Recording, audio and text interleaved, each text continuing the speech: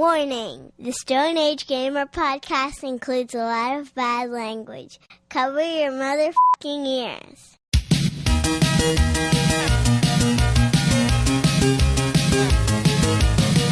Good evening and welcome to the Stone Age Gamer podcast. I am Kris Randazzo and joining me tonight is extremely fragile explorer Dan Ryan.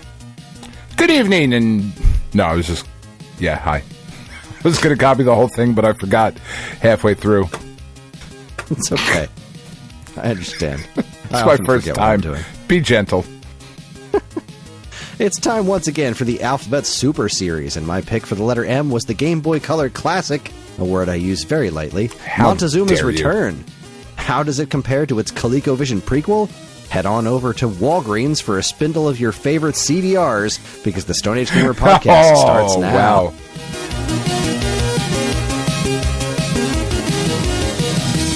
Hi, everyone. This is episode 513. It's the week of May 10th, 2024, and welcome. For anyone new here, this is the official podcast of StoneAgeGamer.com. Dan and I talk every week about what's happening in the world of video games from a retro gamer's perspective, as well as whatever the hell else was going on in our lives. Speaking of which, how the heck are you?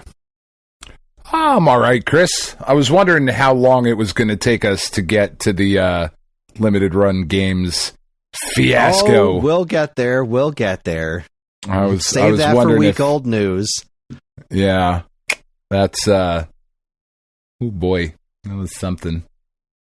Anyway, it's an interesting story, yeah. But we'll get there. We'll get there. I'm all right. I'm all right. It's been an exhausting week. It's been Aren't they all? Oh man, more and more frequently they are.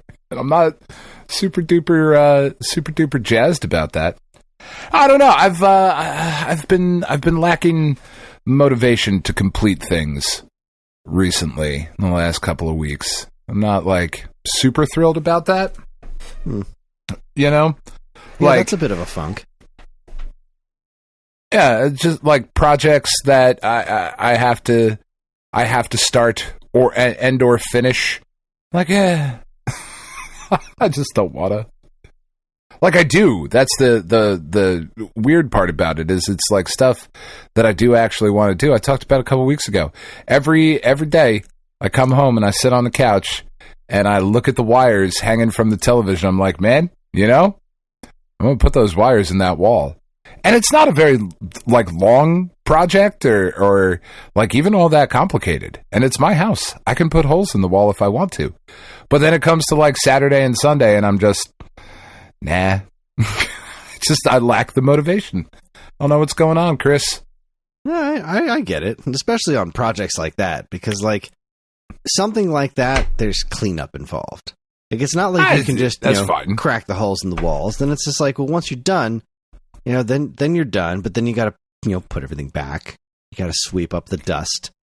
It's work. It's things. It's something that's going to require motivation, and sometimes that's hard to come across. I have plenty of projects that are like that. I had one in particular today that I wound up putting off. I've been meaning to. I want to go shopping. I want to go and buy some clothes for myself because I haven't bought new clothes in a very, very long time. And I haven't exactly been feeling super good about the way I look lately. And I think to myself, I've been trying really hard with the exercise and the not eating garbage. Obviously I'm not going crazy. I'm not like a health nut, but I'm still doing the 10 push-ups and sit-ups and stuff in the morning. And I'm walking the dog for 2 miles a day and I'm not snacking. And the only dessert I have is a glass of chocolate milk at the end of the night. And I don't drink coffee. I don't drink soda. I don't drink alcohol. Like I'm trying. Yeah, you don't have any fun. I have no fun. I'm very boring. And I'm putting forth some effort. And it just doesn't feel... I don't feel like I'm... Sometimes I'll put on some of my shitty old t-shirts and be like, wow, I'm frumpy as fuck. And yeah, that doesn't feel great. And the other problem is that my clothes are so drab because in the fall, I love fall. Did you say drab? I did say drab. It literally is the best word for what I'm wearing currently because like in the fall, I wear jeans every day. Yeah. So there's always some color involved in my situation, but a lot of my shirts are like black and brown and whatnot. Yeah. But the only shorts I have left, because I ripped my one colorful pair of shorts, and I haven't found a pair of denim shorts that I actually like in fucking years. I have like Nor should you. I love denim shorts. Stop it. You're not allowed to wear jorts anymore, Chris. Why? Because they're terrible. Hey, they're just fucking jeans, but shorter. Like, I don't understand. Yeah, no, just wear jeans. No, absolutely not. I fucking hate wearing pants. I want to wear shorts, but I want them to be blue. So then you gotta get some fucking like some khaki shorts, man. Yeah, but that's the thing. Khaki's still brown. You can get blue khaki fucking style, not color. You want me to get blue khaki shorts? Yes. No. Why? What fucking rule is this? What is what is this fucking nonsense? Coming to take you shopping, Chris. If I gotta fucking go take you shopping so that you don't buy jorts, that is a thing I am willing to do. What is the matter with denim shorts? I want a fucking answer to this. Everything is the matter with them. No. What do you mean? You used to wear them? No. Never. I do not and have not worn denim shorts, I think, since I was like 10. Then explain to me what the problem is. I don't know. They look silly. What do you mean they look silly? Jeans are supposed to be long. What the fuck are you talking about? Denim is denim. It's a fucking fabric. No. What's wrong?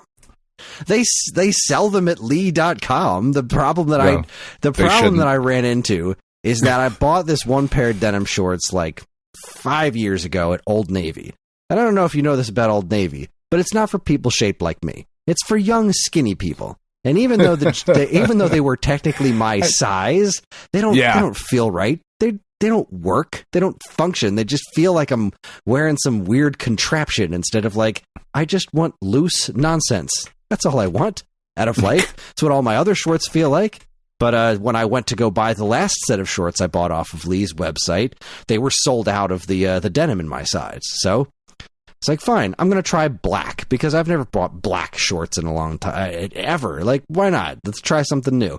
And I like them, except now half of my outfits are black t-shirt, black shorts. And I'm like, well, that's not me. That's not colorful. That doesn't feel good. It makes me feel drab, for lack of a better term.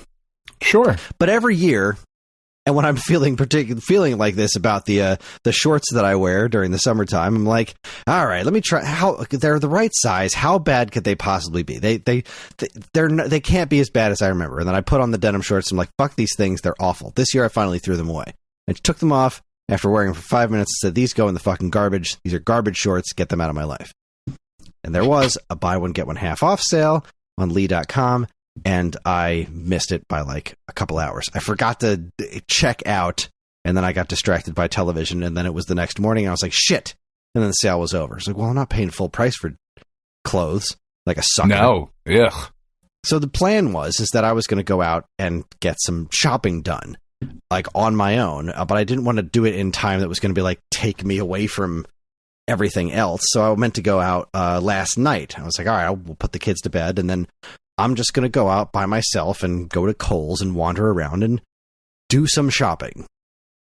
And then I realized that it was 8:30 when I was done putting John to bed, and Kohl's closes at 9. I was like, well, it's going to take me 15 minutes to get there, so I'm not going to wander around Kohl's for 15 minutes. That's not going to do the job. And then I meant to do it today, and I had such a hard time being motivated this week. Like, just all week long.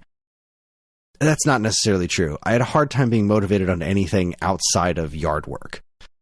Monday, Tuesday, and Wednesday, I focused on doing yard work. I finally figured out, in order to not absolutely kill myself, I need to split it into 3 different things. Because I used to be like, one day I'll do backyard, one day I'll do front yard. But I live on a corner, so I have a front yard and a side yard. And I'm like, the side yard's not that big, so I can just lump that in with front yard work, and it'll be fine.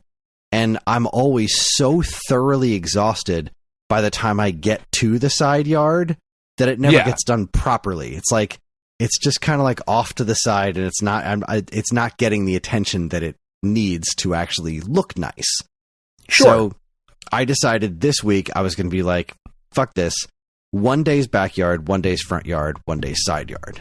And I worked out really well, except it was 3 days of several hours of yard work. So also 3 really hot fucking days this week, I'm guessing. Well, it was not so the hot this days. week. That didn't help. It really was. It really was. I didn't do it on the hottest day, so I lucked out there, but I should have saved some of it for today. It was fucking cold out today. Yeah, today was 60 degrees. Yesterday was 90. Stop it! There shouldn't be a 30-degree difference in a day. No, there really fucking shouldn't. My knees have no idea what to do. They're like, how bad, we're gonna hurt, obviously. But just how bad are we gonna hurt? It's a mystery. You get to find out soon. So, I mean, it worked out pretty well. I actually did the side yard second because I thought to myself, maybe I can do the side yard and the front yard. Maybe I'll just start with the side yard and move my way around. But I hadn't done anything in the side yard yet this season. So, like, there was just a whole lot of leaves and stuff I needed to deal with, and I mulched all of them. I didn't rake shit. I mean, I did some raking to get it all into, like, a flat-ish area, and I mowed over all of it, and I breathed in so much horror that I felt like garbage for the rest of the day. That's fine. Yeah, it's just fine. A day. It's a day. It was not so bad. But the side yard was looking a little bit better. I need to do something. I need to plant something on the side. I got a handful of free mums and free azalea bushes last year, and almost none of them stuck around, which makes me sad because they looked real nice for a minute. And my side yard just doesn't look spectacular. And ever since Karen got her new car, and that's where she parks it on the... Yeah. Because for some reason our house has 2 driveways, which is really fucking weird. It's really interesting, though. It is. It's just like... I like it. It's weird. Yeah, it's like the little one goes right up to the garage, but then there's this whole other, like, separate driveway that's just there. And, you know, I like it. I mean, if it was more yard, it would be more yard work, but then there would also be, like, fewer places to park. So I'm glad it's there. It's just a strange thing. I have to imagine somebody at some point who owned your home before you did had like an RV or something that they parked over on the side, and because they didn't want to leave it on the street, right? You know, that probably like makes sense. That makes sense. Yeah, you know, back when people could afford to do shit like that. Because you're shore adjacent, like you're not at the shore, but. Oh, you're shore there's adjacent. Lots of people have boats here because there's, I mean, we're right at the beach shore, but there's also lots of water around us, like within 10 minutes to go boating. So that's very likely. An RV or a boat or just something they didn't want to leave on the street, you know? Yeah, that makes sense. So like, we have this big corner lot. Let's put some concrete down over on this side. Yeah. I'll buy that for $1. I don't know. So we have to expand our driveway soon. We're getting to a scary point because we got a second car for Tiff because the Mazda that we had was acting shitty.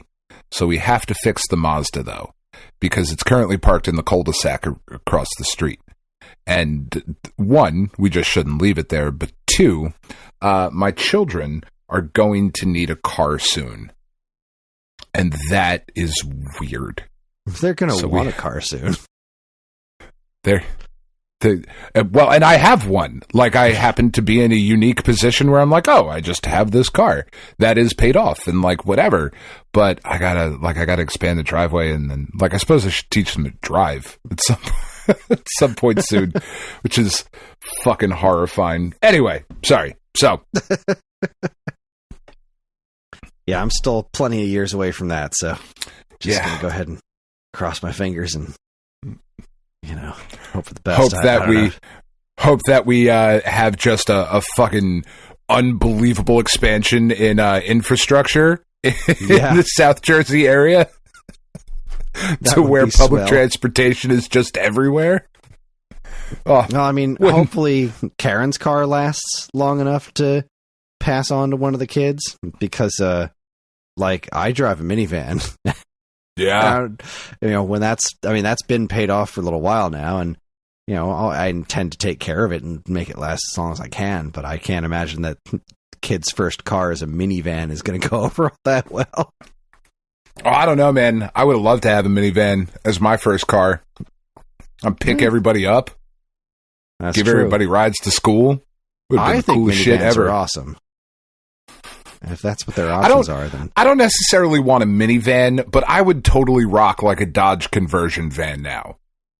Like the fucking 90s Dodge conversion vans. Oh god, I love those things. I'd be super into that right now. Yeah, super into it. This motherfucker has curtains. I love it. Yeah, why does it have curtains and a table in the back? This is weird. Fucking stupid ass thing. Yeah, into it. So back to the yard work, because I know this is what people want to hear about. The edge, the trencher is working out well. I am almost ready to change the blade again already, but oh wow, I'm using it more regularly, and it's actually like working, and I've gotten much better with it. So it's doing its job now, but I had to do some more pretty serious trenching work with it, which is why the blade's starting to run down, because of how much I didn't do it properly before. So, yeah, but it's all working out. It's all getting there. The yard's looking pretty decent. I did the thing where I bought a little bit of fencing to fence around the area that Naga had dug up in the backyard with her face. Yeah, and the grass is growing in pretty nice there. It's nice. There's this circle of grass now, whereas like the rest of my yard is basically like green, several different kinds of weeds just growing all over the place. Yeah, it's green and it looks great when it's mowed, but it's not all grass, so it looks kind of weird sometimes. But this little circular patch is all grass, so it kind of sticks out like a sore thumb. But it is it's not a pit of dirt, so that's not nothing. That is not nothing. But it was it was just a very exhausting week, and when I finally got around to actually, like, I did the first 3 days, so Thursday was like, all right, I've got to catch up on the work that I haven't been caught up on this week. Like, I have to really double down and make sure I get this done. And I just had such a hard time focusing on Thursday. I couldn't get shit done. And today just wasn't all that better. I was just kind of exhausted. But, I'm working on it. I got it all done. I got next week's video done. I got next week's blog done. It just really took a lot out of me this week. It was not an easy week. Yeah, I haven't been able to do much other than read this week. I started a new book because my family has unsurprisingly just disappointed me again. They have not kept up on our book of the month club. And I've read all 4 books for the first 4 months, and Penn read the book the first month, and nobody has read shit since. So I told him whatever Wednesday was the first of the month, right? And I was like, all right, I'm done with you fuckers. I'm done. I tried to do a thing, and you guys aren't doing the thing, so fine. You just continue to be my greatest sense of pride, yet also my greatest sense of disappointment on a daily basis, and thank you for that. So I started a new book on my own called The Chowderhead Crusades. And it is basically Ready Player One if it only focused on comic books. Huh. That's interesting. And I love Ready Player One. I think it is great. Like that book too. I think it's a great story. I don't think Ernest Cline is a very good writer, but I do think he is a good storyteller. People hated that movie too. That movie is garbage. It's awful. I still haven't seen it. You should not. Exactly. I don't want to see it because I liked the book and like had you. Yeah. How did that go wrong? It doesn't seem like it should have gone wrong. The problem with the movie is that it's just so fast. Like nothing. The great thing about Ready Player One is that by the time you get to figuring out like the first key, right? By the time you're like, you feel, oh shit, it's here, it's on this planet, and it's this fucking D&D thing, and we're playing Joust, and it's so fucking cool, all that. It's earned by that point.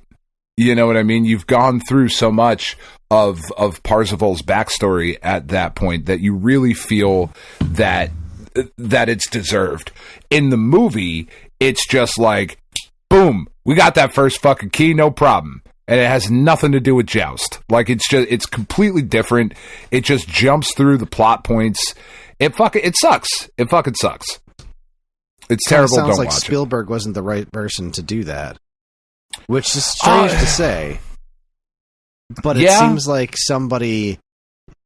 it seems like it needed to be directed by somebody who really got video games. It's also not a movie. It's a TV show. There's way too much in there for it to be a movie. Like they're just by the very nature of what that type of story was, and the fact that the characters did have to earn it. You know, you look, since you mentioned Spielberg, you look at something like Jurassic Park. The main characters didn't have to earn anything other than being thrown into a world with dinosaurs. Like everything that happens, you're here, you're earning it with them. You know what I mean? Right. So none of it like feels cheap or whatever. And the stuff that's cut out of the book of Jurassic Park, that like there's one really cool scene in the book where like the T-Rex is fucking like flicking its tongue through a waterfall and the kids are in there. Like it's fucking horrifying. But it didn't need to be in the movie. There's so much of Ready Player One that needs to be in the movie that by virtue of time and or licensing fees, just couldn't be, which is a shame. But I digress. This Chowderhead Crusades is, I don't think the author is as good of a storyteller as Ernest Cline, but it is pretty interesting. Like I started the book on Wednesday. I'm halfway through it already. Like it's a pretty cool read, and it's not as heavy-handed with the references like Ready Player One is. Like Ready Player One is just like hitting you with something constantly, whereas this takes a little bit more of like that takes a little bit more of a back seat to the actual story being told.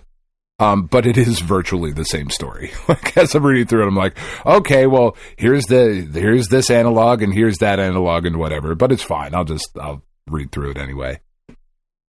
But yeah, like I can't focus on anything else but reading a book, which is a very odd place to be. That's the thing that you're not supposed to be able to focus on. You know, like, I just can't read. Well, like that's the thing that I think a lot of people have a hard time. I can't just sit down and read.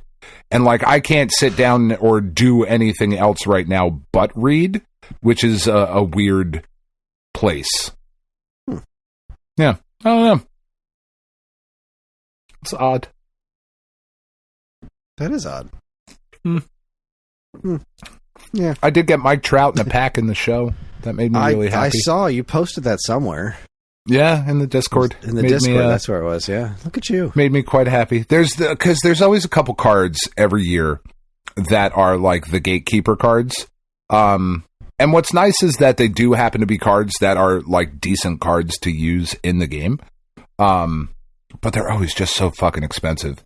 And like the Mike Trout card usually sells for upwards of 100,000 stubs, and Shohei Ohtani is like 150,000 stubs, and Mookie Betts is like 100,000 stubs. So like you can finish off the entire Chicago White Sox for like 30 stubs. Like nobody cares, you know what I mean? Like it's whatever. Nobody fucking cares except for like Lewis Robert. But then these other teams is like those are the big barriers as far as finishing the collections and earning the bigger and better cards and whatever. So being able to just get one out of a pack is like, all right, well, like that's one huge stumbling block checked off. Like I don't need to save up or figure out a way to buy this one. So it's like, all right, fucking sweet. Very happy about that. Good for you. Yeah. You know, I speaking of baseball, I did pull the trigger on those tickets. Oh, nice. Me and Ellie will be going to see which games? The Phillies versus the someones in June something. Thought you said the Brewers from Milwaukee. I think that sounds right, but I don't remember shit. Let's see. I have the tickets. Yes, Phillies versus Brewers on Wednesday, exciting. June 5th. It's Sunglasses Day. Oh. So get there on the time. Brewers, get us some free sunglasses. The Brewers have quite possibly the second best logo in all of baseball. Like, obviously, the New York Yankees interlocking NY is timeless and perfect. But the Milwaukee Brewers M and B, that also forms a baseball mitt with the ball in the center, is fucking really good. It's a really good logo. I agree. I like that one a lot. I do like the simplicity of the Phillies, the Phillies P, but only the like more rounded one. Right, because the old like school, the fat P, yeah, the big fat like '80s one. I like that one a lot. Yeah, with the baby blue and the weird like maroon uniforms. And isn't there like a baseball in the middle of the P too? I feel like that's a thing. Yeah, I like that one's good. Big fan of that one. That one's good. But yeah, no, I agree. I think the Yankees with the NY, and it just looks so much better than the Mets one. The Mets one, it does. Like, what are you doing? Everything about the Mets is terrible. I have no problem with Mets. I really don't. I just like baseball, but like I have several friends who are Mets fans that you got to admire their chutzpah, their tenacity, their willingness to go through punishment. What I've always found interesting about New York sports, right, is that a couple things. Like, one, we can be Yankees fans or we can be Mets fans, but we all love the Knicks. Like, we can hate each other when our baseball teams, but like we all love the Knicks. But then we hate each other again for hockey. Because like you're an Islanders fan or you're a Rangers fan or God forbid a Devils fan. What's the delineation there? That's what I never understood. Because like I lived in New York for a couple of years and I could never really figure out like how do you determine whether you're a Yankees fan or a Mets fan? Like besides just picking the team you like better. Like I always thought it was like you pick the team that's regional to you. And sure, South Jersey is Philly sports because we're close to Philly and. Because that's what we get on TV, and that's what we, grow up watching and whatever. Which is why I was an A's fan when I was a kid, obviously. Now, I feel like the Mets is like Queens and Long Island. Like, that's the Mets. And everything else in New York is the Yankees. The hockey, everything but Long Island is the Rangers. Because you have the Islanders. Right. Play on Long Island. So, like, you have that team there. And then those of us who, like, in North Jersey, you can be a Mets or a Yankees fan. That or like, anywhere. Like, but that more depends on your family history and whether you went along with your family or rebelled against your family to pick the other one. But then like that's also where you can be like I'm with you on the Knicks and the fucking Yankees, love them on the Giants too, but I'm a Devils fan, you're a Rangers fan, eat a dick. Like it's just really weird how that kind of thing happens. I don't know. It does make me very, very happy to see the New York Knicks beat the 76ers this week, though. That did bring me no small amount of joy. Joel Embiid. I don't know how much basketball you watch, Chris. I don't think you watch zero. a lot. I have zero interest in basketball. That sport does nothing for me. I love basketball. Joel Embiid is the superstar for the 76ers, and he is just an unlikable bastard. He fucking sucks. But he doesn't suck in the way where, like, back in the day, it was fun to hate the Red Sox as a Yankees fan. Oh, fuck Kevin Youkilis. I hate that guy. Jason Varitek, what a prick. Hate him. Like, Joel Embiid, you're just, go away. Like, he has, in wrestling parlance, he has what is called X-Pac heat. And that is where people are booing you, the person, not you, the character.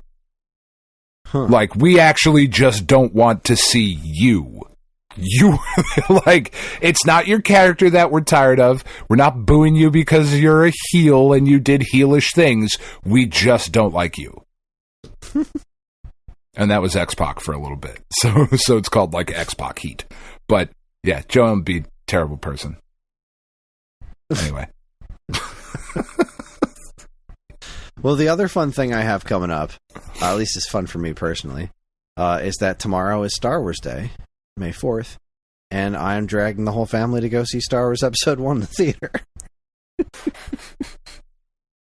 Ellie's excited, and Karen's like, kind of, she's like, well, I guess I want to come too. Yeah.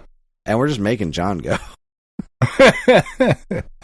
But he's just at that age where he doesn't want to fucking do anything. He just wants to play Pokemon. Like, he just wants to play Pokemon. We got a message from his teacher today that he was behind on his schoolwork because during the whole, like, section where he was supposed to be doing a bunch of schoolwork for an hour, he was just Googling pictures of Pokemon and blew up his entire assignment. Yeah, I've been there with Katie before. It's like, look, she's really good at drawing, but she can't draw all day. Not yet, anyway. Maybe at some point in her life, but she has to get through the 5th grade. She begs to differ. Yeah, I get that. I cannot imagine, as much as I like Star Wars, I cannot imagine going to see that movie in the theater again. I see, that's the thing.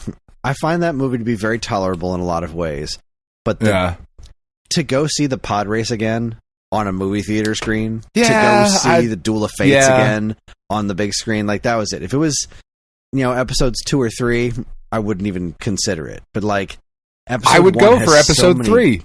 I would go for 3. I would absolutely not go for 3. Oh my god, speaking of Revenge of the Sith, the fucking Pokemon movie that John picked tonight, one of the 2 Pokemon made, like, they yoinked the sound effect of that weird lizard thing that Obi-Wan rides in that movie. Oh, really? So, like, it kept making that sound over and over again, and the whole time it's driving me nuts, because I'm like, that's from that stupid fucking lizard in Star Wars. Yeah, there is a lot of Star Wars Episode 3 that is not good.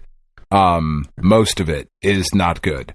But Obi-Wan popping up and being like, hello there. That, I know it's a meme. I don't care. It's fucking great. I don't care either. It's great. Yeah. It's great.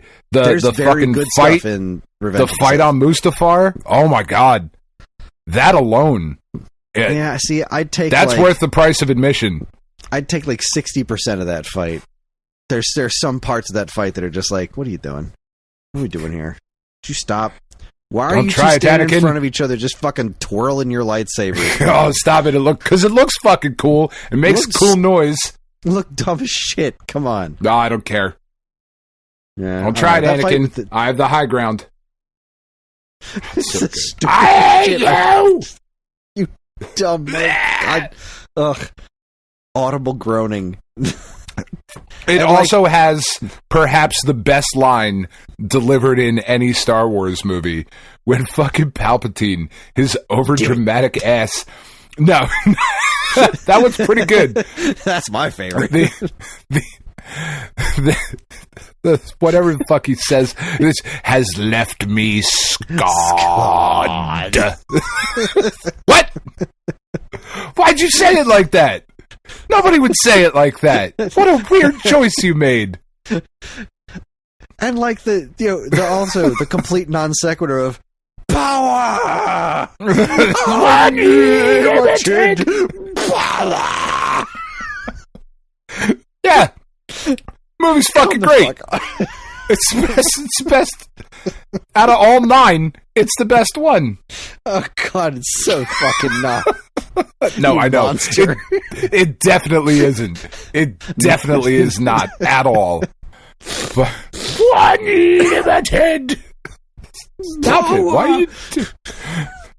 Settle down. Jesus. Oh, man. You're going down a path I can't follow. The kids kind of asked I fucking about love that movie. Yeah. The kids kind of asked about the other two. So they were mentioning having seen all the Star Wars movies, and I was like, well, there's 2 you haven't seen yet. You've seen this one that we're going to go see in theaters, and then last year we did 4, 5, 6, 7, 8, and 9, but you haven't seen 2 and 3. And they're like, why not? It's like, well, they're not very good, and they make everything worse. They're so awesome, you just can't handle it. But they're at the point now where if they really wanted to see them, I would watch them with them. Like, Karen wouldn't. She'd just be like, I'm not watching this shit. I'm not sitting through this garbage again. But, I'd watch them with them. But the problem is, if you see them at any point, they make everything around them worse, which is why I hate them as much as I do. They do. They make episode 1 worse. I disagree slightly half of them worse. with 3. Episode 2 is one of the worst movies I have ever seen. Yeah, not Star Wars movies. It's one of the worst movies I've ever seen. And that is taking into account how awesome the shit with fucking Yoda and Dooku is. It's stupid, and it doesn't make any sense, but boy, do I fucking love it. That's watching Yoda do that the first time. It's such a cool thing. Oh my God. But in retrospect, it makes everything around it worse. It's so much so worse. much more effective when you didn't show us how powerful he was. You just talk about how powerful. Use your imagination. It was so much more effective before that. And episode 3 suffers from the problem of being movie. We have no idea how to get him. We don't know how we're going to get him to emotionally be the Anakin Skywalker to Darth Vader. We're going to spend the whole movie doing it, completely fumble the ball, and then be like, fuck it, now he's Darth Vader. Oh shit, we're already 2.5 hours into this. We got to wrap up a lot of threads. She gave birth. She named them Luke and Leia just for reasons. She's dying because she's sad, I guess. I don't know, because we said she was dead. You're breaking my heart. The droids are here now, and they erase the memories, and Yoda's going to teach them about Force Ghosts, and it all happens in the last 5 minutes. They do all of this catch up of shit, these are all the ties we forgot to tie up, and I guess we're just going to do it at the end. Yeah. You had 3 movies to do this. We'll cram it in there. 3 movies to do this. That's because, and I think I've said it before on this show. I don't know if I've said it before, but if I haven't, I'll come out and say it now. Fucking George Lucas is a hack. He's a hackadoodle-doo. It's okay. He made a really cool thing. With somebody else's hands on the wheel, he can be great. He had a really cool idea of what about, samurai pirates in space with laser swords. And then after that first one, when other people got involved, it was that is actually a fucking dope idea. Then you go back and you watch that fucking prequel trilogy, and you just really realize that he has zero idea what is happening at any point in time in this universe. I got a different impression. I got an impression of, I know what I want to say, I just have no idea how to say it well. And which was kind of acceptable for episode 1 because of how light and fluffy it's supposed to be. The point is the Phantom Menace. There's some dread going on in the background. Then 2 and 3 is where we get to the meat of the subject, which I was fine with the way he did episode 1, although somebody should have reined him in on Jar Jar. The concept of Jar Jar the isn't fucking bad. Overtly racist fucking everything that's in that movie. Yeah. Yeah, there's a lot that you watch and you're like, don't wow. work on me, only money. Oh, boy. Oh, my God. Wow. Just, oh, man. Fuck are you doing, George? What are you doing, man? Trade Federation. Don't do that. Thick Asian accents. Right? Yeah, no, definitely not. No, thicker. Make them thicker. Okay. All right, George, we got this. Oh, boy. We're going to make the Gungans are going to be the Jamaican? Is that what you're going for? Yeah, Jamaican, but like really stupid. Like, okay. Yeah. No. Oh, boy. Dumber. Dumber. Dumber. Use the people going to die? There you go. Nailed it. Do that for the whole movie. Okay, but what about the rest of them? Is it just this idiot? No, it's the whole species. We're going to have this general guy, and he's going to be like, you say him big doo-doo this time. Stop it. Stop it. But like, when you think about it, those were the thing. If you had just reined those in a little bit, then they're fine. The concept of the physical design of the Gungans, their weapons, all interesting. The underwater place that they live, Gungan City, is super cool looking. The giant fish creatures that are eating each other, their like vehicles, the pongo that they drive around in, like, that's all cool stuff. If they didn't talk like idiots, it would be fine. But everybody talks like an idiot. Like, he just needs. It was like we were talking about with Taika Waititi. We just need somebody to rein him in. Like, that's all you need. It needs somebody to come in and slap him on the hand every now and again. Bad. Yeah, just be like, don't do that. Stop that. That's too far. Stop that. You just rein that shit in, and you're good to go. But like, yeah, I will say you could tell he had some kind of story he was trying to tell in the prequel trilogy. It's just that he had fumbled so spectacularly in telling that story and getting lost in this, like, oh God, his love of CG at the time was just like, all right. So, I love CG too. Don't get me wrong. Big CG guy. Sure. Great. CG is very cool, but like when you look at episode 2 now, it's hard to look at. It was hard to look at then because like nothing's here. There's no tangibility to any of this. There's no here.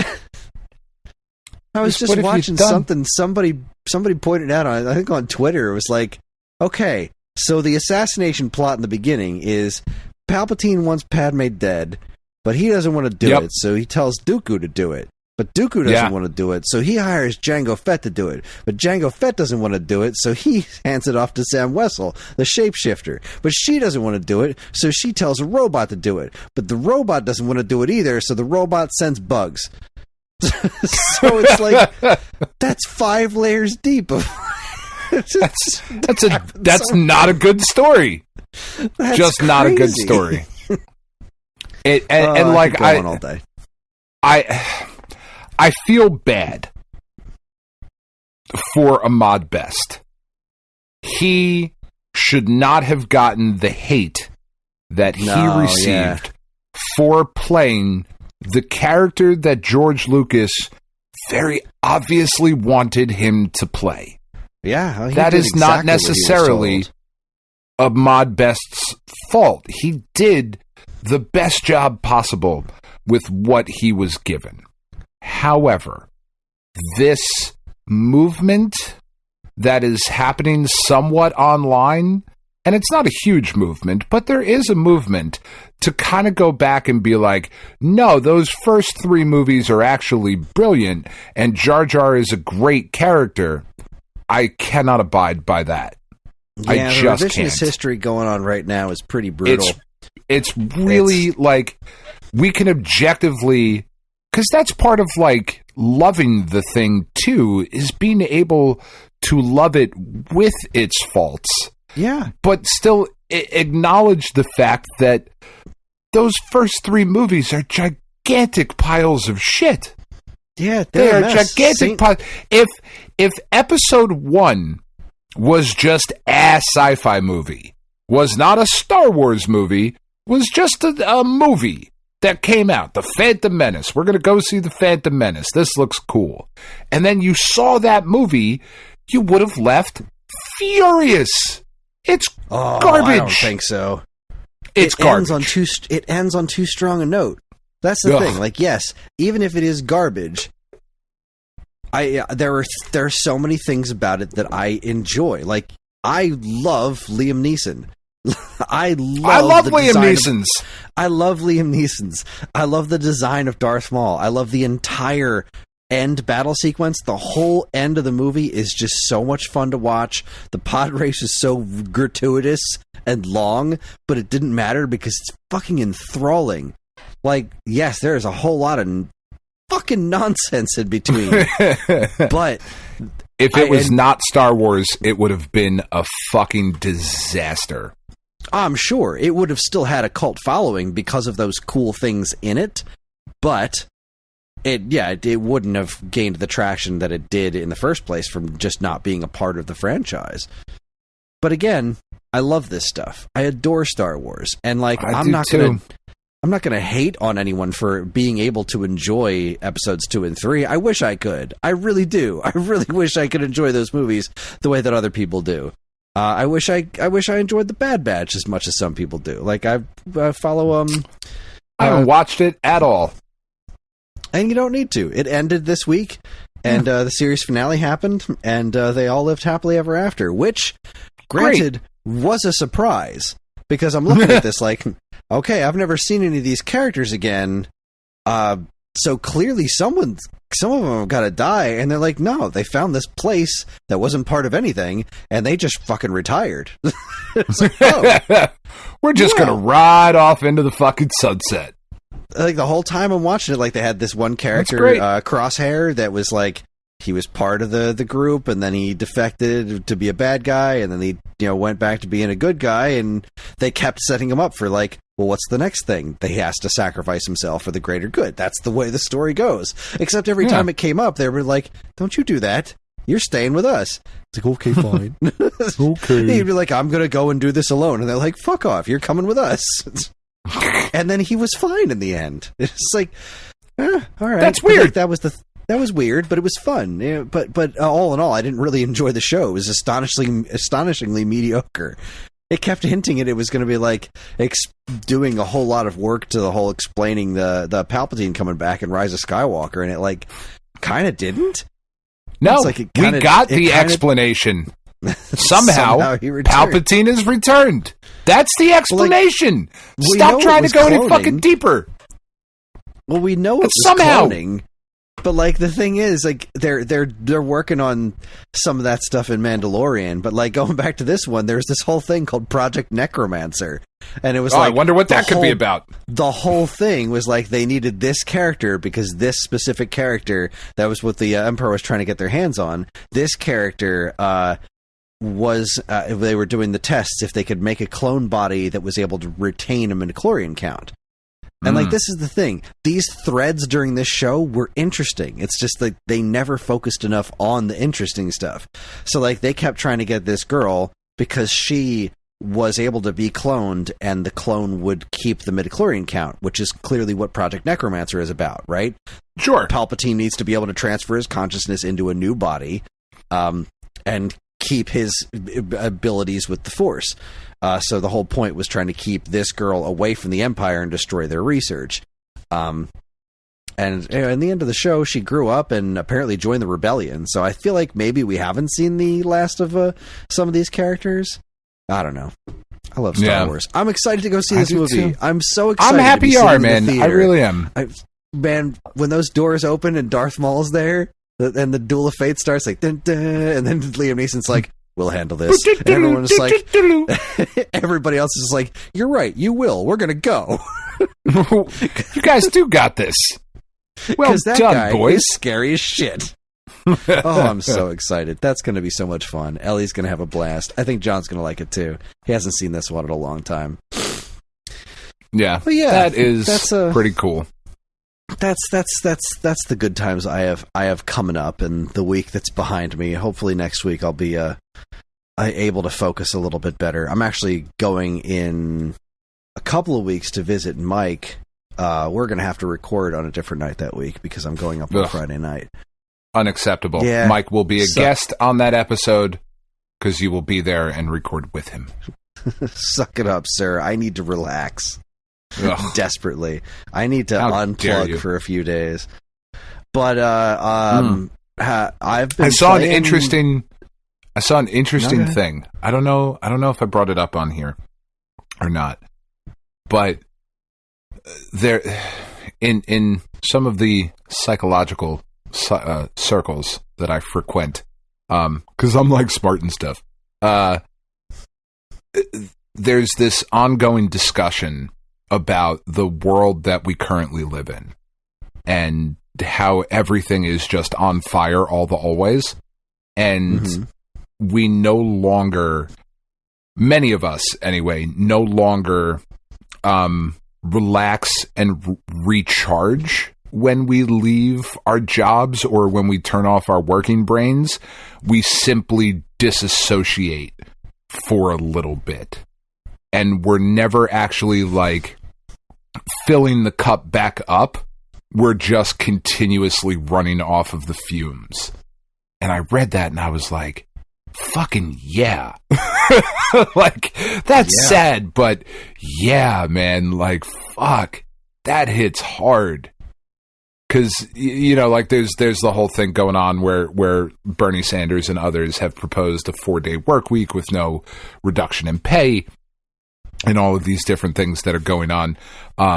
And the rest of the greedy fucks in the world are like, no, but our profits, you can't, we need more of the monies. We got to take it all with us. You fucking pores. Don't look at us. And we find ourselves in a world that is full of wonderful technological advancements and all of this great shit. And we don't actually enjoy it the way that we should because we're using it to forget about the students that are having the shit beat out of them on fucking college campuses because they're like, hey, maybe don't just indiscriminately kill people. Like, it's just a really interesting thing. So when you say I need to unplug, and like, I get it, man. I get it, because even though we have these weekends and this time off, we're just ignoring the fucking monster that is outside of the door for a few hours. At best. Yeah. A lot of the time the weekend is catching up on the shit we didn't have time to do during the week. Yeah. It's interesting. Anyway. Sorry. It's kind of a bummer, but, it is, but it is the reality of our situation, and it's one of the reasons I love video games so much. Because they are my escape. They bring me a lot of joy, and I didn't play enough this week. I really didn't. It's because I was just so focused on getting the artwork done, which was really nice. I was listening to music. I was exhausted when I was done, but I really do enjoy doing, being outside and getting all that sun, and it was really nice. It just, I wish I was in better shape or did a better job of taking care of myself so that it wasn't quite so draining to do it. But here we are. The yard looks nice, and it's getting better all the time. And here we are in the freaking weekend where we will do some choring, clean the floors. Think about spring cleaning this and clean the floors, clean the children. Yep. Oh my God, John's head is so fucking funky. That boy really needs to get better at washing his hair. Just fucking buzz his head. He won't. Problem solved. He wants the long hair. He's just... I don't know what to do with this boy's head because he's so miserable with the hair in his face, but he refuses to get it cut short, and I think it's a confidence thing. Like, yeah, I get that. He likes being able to hide. He wants to be invisible. He doesn't want anyone looking at him, and but he's so miserable trying to like move hair out of his eyes all the time because he can't see. It's like, poor guy. Get your shit. Is it long enough to be tied back yet? Almost. That's the thing. It's going to get there. It's not going to be that much longer. The next couple of months, they'll probably have it long enough to be tied back. It's like the front stuff is almost long enough to be easily brushed behind his ears. Like it's getting there. It sounds like you're describing. Without a doubt. It sounds like you're describing a mullet. However, the front, no, it's almost long enough, but the party is really in the back. No, that's what I and everyone else just heard. Just so you're very aware. Not a mullet. It's all almost the same length all round. Okay, it's just that the front has to go so much further. It's very not a mullet. It's more of a mop top. Just a really, really stinky one because he doesn't do a good job of washing his hair. Yeah, that is. He'll spend like an hour in the shower, but he doesn't scrub his scalp. So like, there's just all this crud and shit in his hair. And it's like I got to get in there and actually scrub his head. Yeah, that's frustrating. Kids. Yeah, I know. Really, the only gaming I did this week was I finished Dadish 3D. Oh, nice. Which again, it was good. It was a blast. Yeah, I vastly prefer the 2D games. But it is interesting that Thomas Young has been on Twitter a lot more, like being more active and engaging with people talking about the game, because everyone's been so positive. Like, this is such a cool thing, but I have these problems with it. And he's like, I'm working on patches and taking all of your feedback. This is really interesting. Clearly, he's obviously never really done a 3D game before, so he's learning. Yeah. I mentioned to him today because he made a post today specifically about how you can always tell where Dadish is by looking at his shadow. And I was like, that's great, except that only works for Dadish. None of the enemies or items or geometry in the game also work that way. So, like, I can tell where Dadish is, but I can't tell where the star I'm trying to get is, because the shadow for the star is based on the lighting, not based on the shadow that's underneath it. And he liked my comment, so hopefully, I don't know, maybe that'll be a part of whatever update he's working on. I also tried some of... no, I'll get to that in the news, because it's directly tied to a news story. I might be getting the review for Endless Ocean. I don't know. I don't know. That game looks boring as fuck. Yeah, I have the first two, and like it's up for review, but it's like it's up, right? We have the review code for it. It's available. Lucas was going to do it, but he's got some stuff going on, and so I offered today. I was like, hey, he said if anyone feels really strongly about it, I'll give it up. Otherwise, I'm going to start it. And then he mentioned today that he might be out of communication because he's got some personal stuff going on. And I said, if it'll help, I would take the Endless Ocean review off your hands.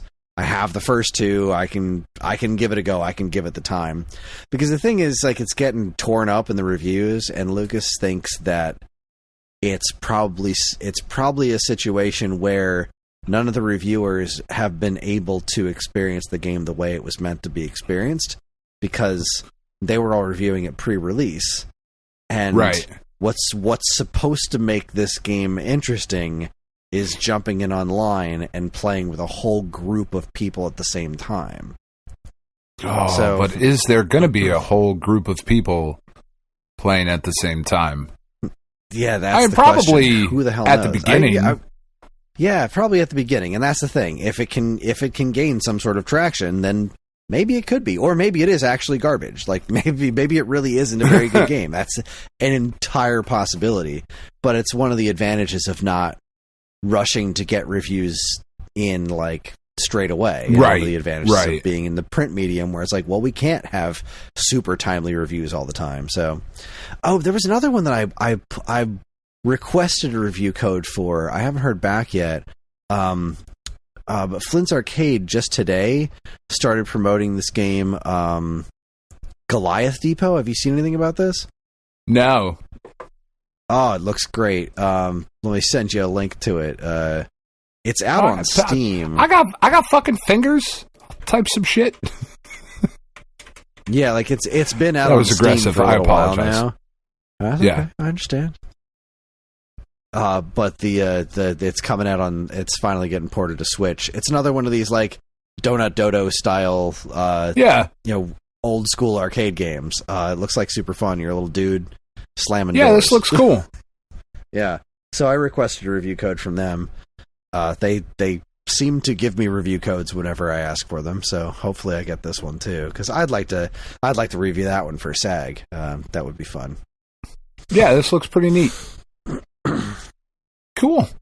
But yeah, that's pretty much all I've been doing as far as video games are concerned. It was Dadish. It was Vampire Survivors, which we'll talk about in a bit. And yeah, I think that was it. I played some Clubhouse games, off-brand Yahtzee with Karen last night, but nice. That's about it. I love the Clubhouse games. Yahtzee is so just barely not Yahtzee. Like, it's just barely legally distinct. They call it Yacht Dice, and it's like some of the scoring is different, and it makes it a little bit more interesting in some ways. Like what is it? There is no 3 of a kind. It's only 4 of a kind. But that one is the total of the dice added up instead of a set score. You know what I mean? Like, there's a couple of pieces like that work just a little bit differently. And there's no cleanup because it's a video game. But it's only 2 players. I'm like, why the fuck is that only 2 players? I don't know. I find it very concerning that you are basically playing a game that, for better or worse, should be called Nazi. And that really upsets me. No, this is called Chris, Yacht Dice. No, you're playing Nazi is what you're playing. It's not. Why would it be? Why should it be called Nazi? Because it's not Yahtzee? I get it. It's Nazi. I get it. Sorry, I didn't understand it before, but I'm there. I'm back here with you. I was somewhere else. I was over there. I wasn't with you, but now I am. Now I'm here. Now I'm with you. We're in the same place. You're like Andrew Dice Clay. Aha! I'm over here now. Oh, there you go. That's what's gonna fucking bring us over the line, Chris. Let's start doing some dice material. That'll be good stuff. Well, anyway. You've been playing anything? No, I really haven't had. I haven't had a ton of time to play this week. One, being unfocused has really not helped. But 2, my kid has just been going through it a little bit. It was just some friend group drama and these sorts of things, and she likes to bury herself in video games when that happens. And she is currently back on the Inscription obsession, and whatchamacallit, I think she's beaten Inscription 3 times this week. Like, I get up in the morning and go downstairs to get breakfast or whatever, and she's already downstairs playing it. And I get home from work, and she's down there playing it. So I have not been able to use my PlayStation because it's very, very obvious that she is like, oh, like you need to be doing this right now. Like, this is a mental health break for you. Cool, do it. So I really haven't had a ton of time because I don't usually go in and I'm like, get the fuck off. I want to play the baseball. I don't care that you're going through some shit right now. Don't fucking talk to me about it. Just go away, Go through some shit somewhere else. Yeah. All right. Anyway, yeah. Well, in that case, then we should just take ourselves a quick break. And when we come back, we're going to tackle some week-old news, because that's what we do around these parts. You're listening to the Stone Age Gamer podcast from geekade.com. Stick around.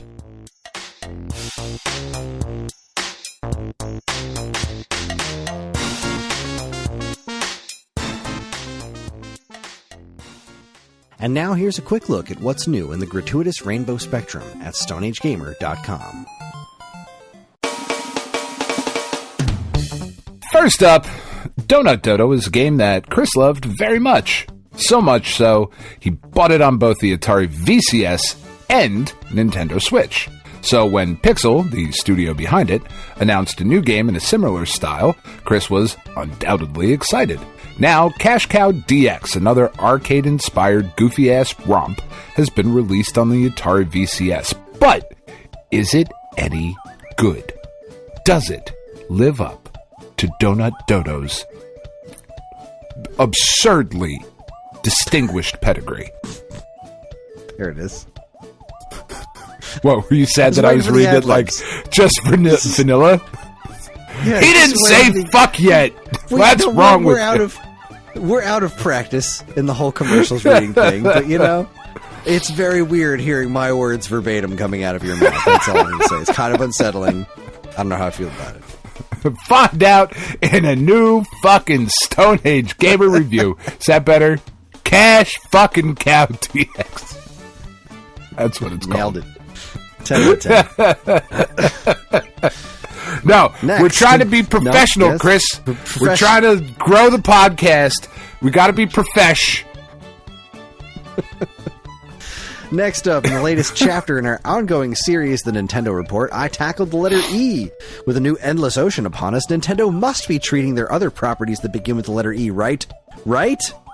Yes. But what really is the latest word on Earthbound? Will there ever be another game in the Ever Oasis universe? Can the Excitebike franchise survive following the bomb that was the admittedly super fun Excitebots Trick Racing? Was there ever a follow-up to Eternal Darkness for GameCube? Find out all about this and more. Weird in the Nintendo Report, Eternity's Excitebikes, and Electroplankton. I really want a new fucking Eternal Darkness. The game was so cool and clever and interesting. And finally, Chris, sports. Finally. Yeah. Sports ball. Nobody knows sports ball like Chris.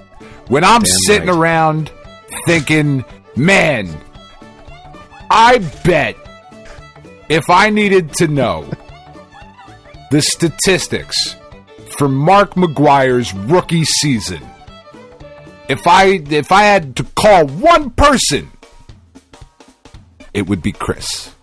That's easy. 17%. 18 Nailed over it. 5. I mean, that's right. Do you know Mark McGuire is a baseball player? Are you aware of that? Yeah, he was the guy with the arms, right? No, well, yeah. I mean, he was on steroids a lot, like all the steroids. Yeah. Him and Jose Canseco, they were the Bash brothers. That's exactly what I meant. That's exactly what I meant.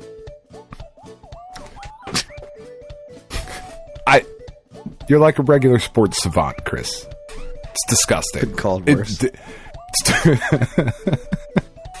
It's disgusting. It really. I gavalt.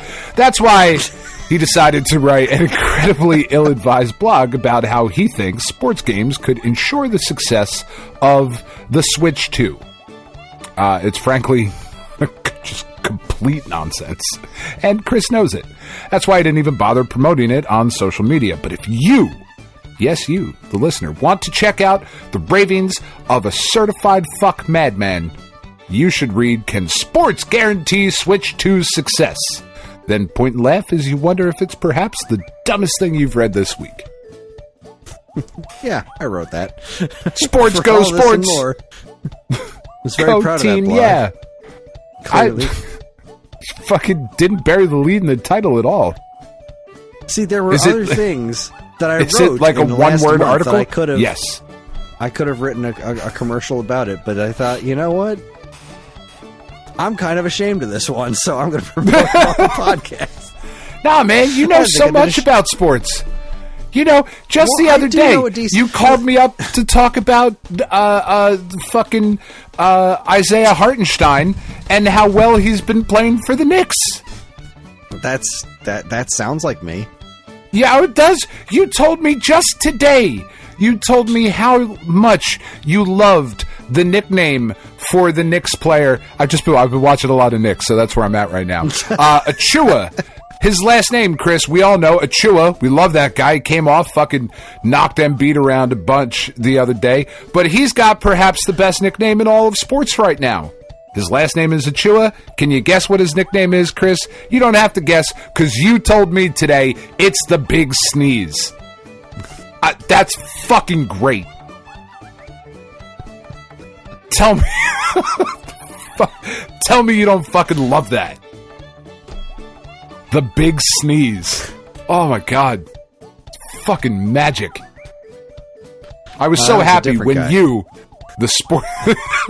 See, this is how much you know about sports. I set it up, seeing if you would pick it up, and you were like, "Oh, I fucking know magic. I'm all about that shit." Oh, you're so good, Kris. Savant. Disgusting amount of knowledge. For all of this and more, be sure to check out the gratuitous Rainbow Spectrum under the blog section every Wednesday at StoneAgeGamer.com. Forgot you didn't do that part yet. Sorry.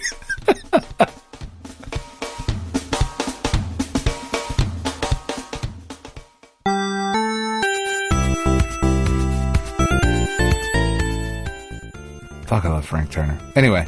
And he loves you. And with that, we are back. Welcome back. We had a good break. It was a good time. Dan went and got some vape juice, I think. Yes. I sat here juice. And didn't. Kind of thirsty. Because that's not a thing you do. Yeah, it's true. I probably could have gotten some more water. But, there's another break coming up. And in the meantime, it's that time, Dan. It's that special time of every episode for a little segment I like to call What's New at Stone Age Gamer? We have now entered week 4. We've now entered week 4, Dan. Week 4 of waiting on Power Base Minis. No, we have gotten the shipments that they were promised to be in, and they were not in the shipments.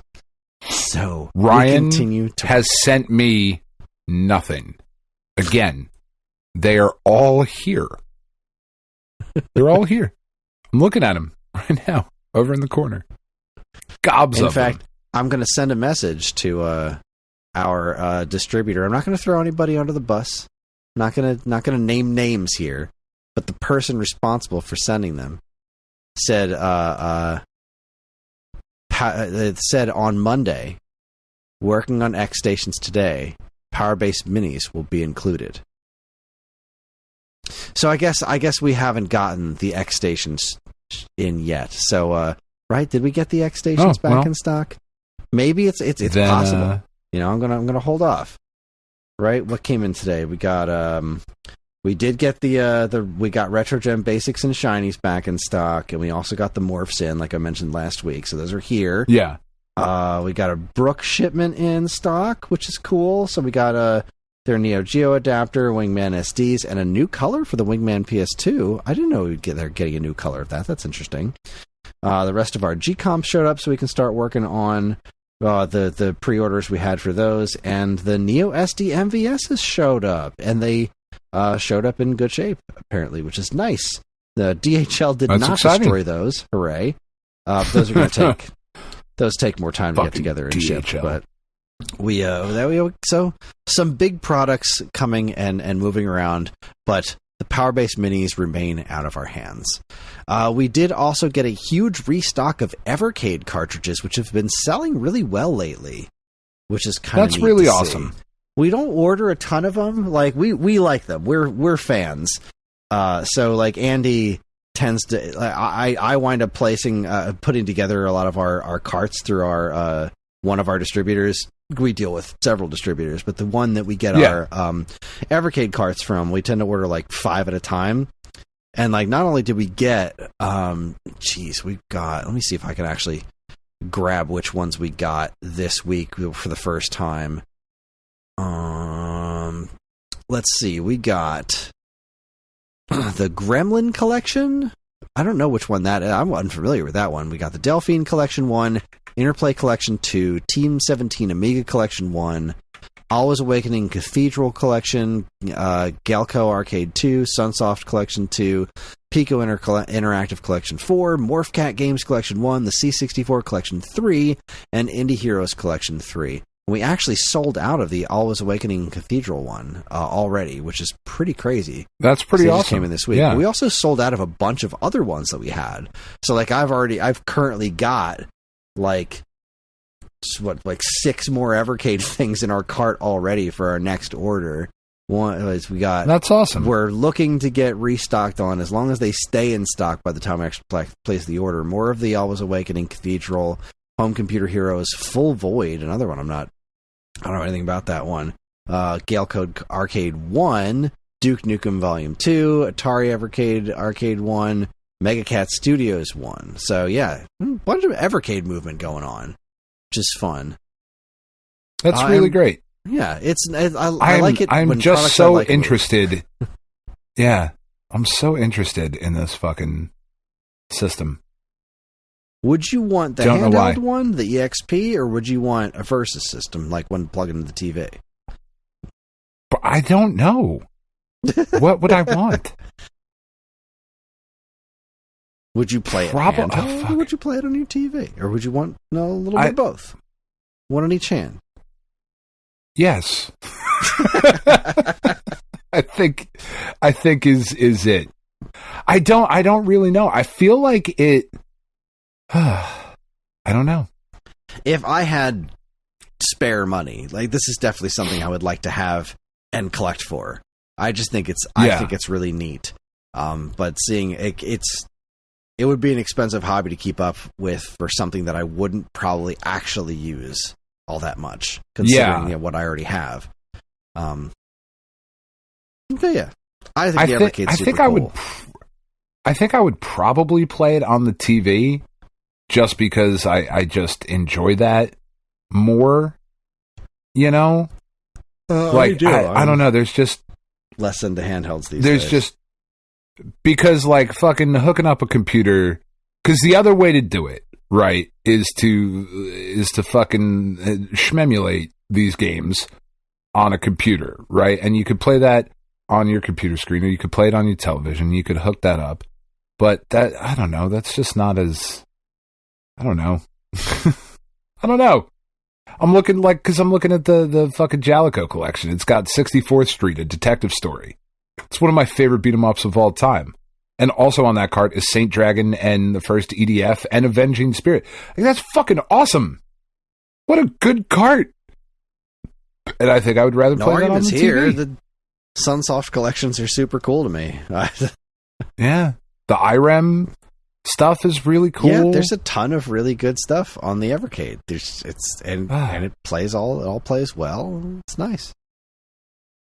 Yeah. Well, the only other big thing that happened this week. Anyway, we got a big number of pre-owned flashcards finally put in inventory, because we get a decent amount of flashcard trade-ins, but making the listings and actually getting them up on the site takes longer than we'd like.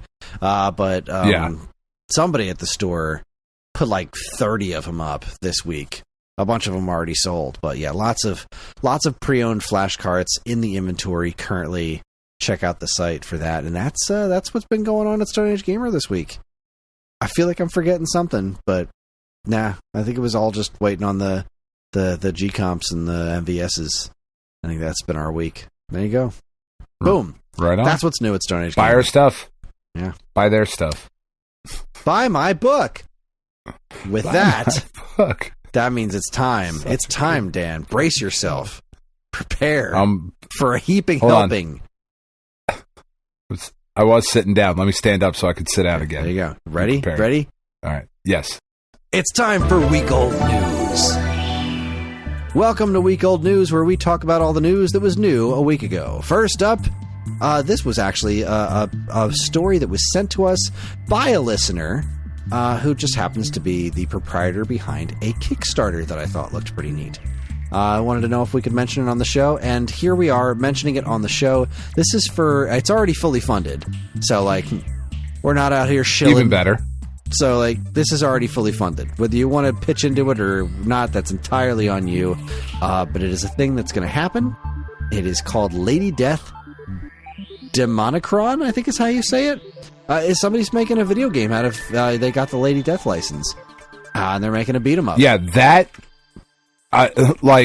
Okay. That's fucking awesome. It almost makes you wonder, like, I'm looking at this and thinking, how did this not happen sooner? Like, how did somebody not make a beat 'em up out of Lady Death already? Yeah.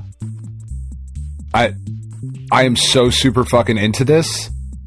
Yeah. I hope this. I hope it happens. I obviously with Kickstarter, it's always one of those crapshoots. Like, yeah, it could be chicken wiggle, but I got a pretty good feeling off of this one. They got a heck of a team of people who have worked on a number of projects. Like, the team looks pretty darn good, and it seems to be a real passion project here. And it's such a cool license to use. Like, fucking Lady Death is so cool. Lady Death was one of those things where, like, when we were younger, it was like, oh, there are other types of comics that are not just superheroes. What the fuck is this section of the store? You know, and it's like, oh, what is this shit? And it's such a badass property, and yeah, super into this. Super duper into it. You've seen the Kickstarter, right? Like, you've seen the Kickstarter yes. page? Have you seen... what I love about this is all the different covers. And, like, on one hand, you could look at this and say, like, oh, there's all these different covers. You can never collect them all. It's like, this is exactly what Lady Death comics do. Lady Death comics always have, like, 16 different covers. So the fact that, like, there's all these different covers from different... looks like they're from different artists. Yeah. There's a Frank Cho one. There's a Tyler Kirkham one. Like... This is awesome. I really want this to work out for these guys. I hope this comes out the way that they want it to, because it really does strike me as a passion project. So that's pretty cool stuff. Yeah, I mean, not for nothing. Like, yeah, Lady Death is a fucking passion project. You know, I think it's fucking super cool. But like, in full disclosure, like, Lady Death was never top of the charts. You know what I mean? Like, that's totally okay. That doesn't matter.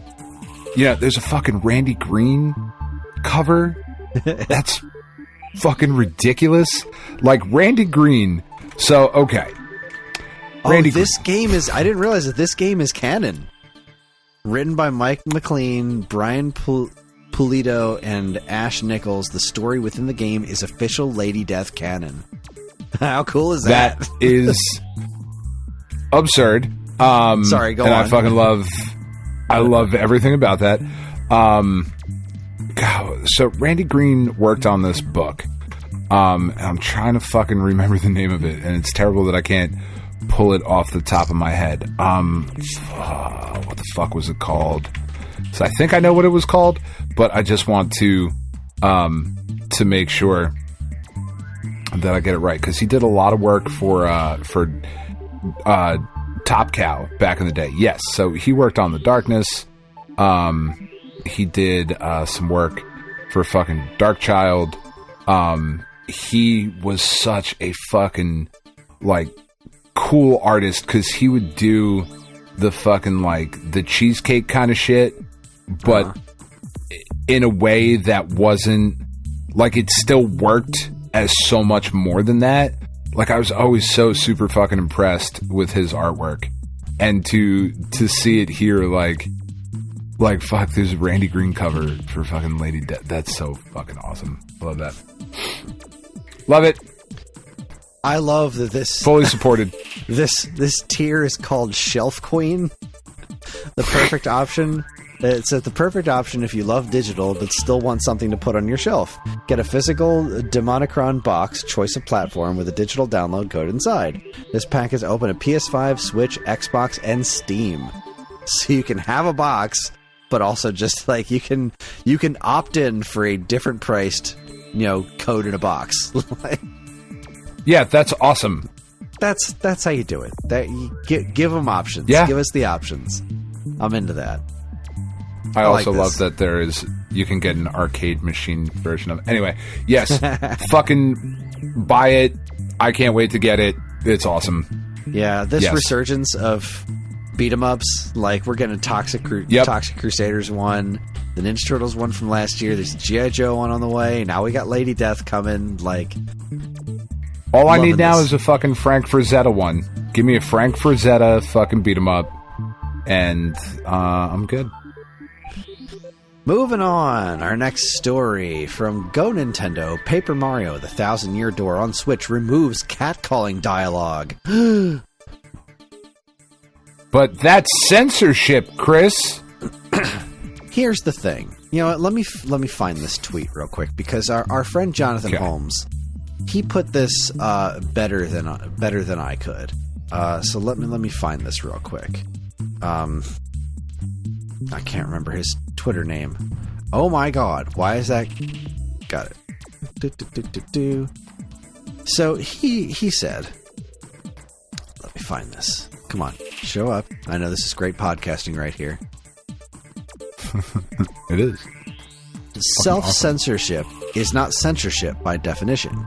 If you choose to edit yourself per your own goals and opinions, that's not censorship. That's just iterating on a draft. Yeah. No, See, like, never mind. Censorship, Chris. People are not allowed to grow.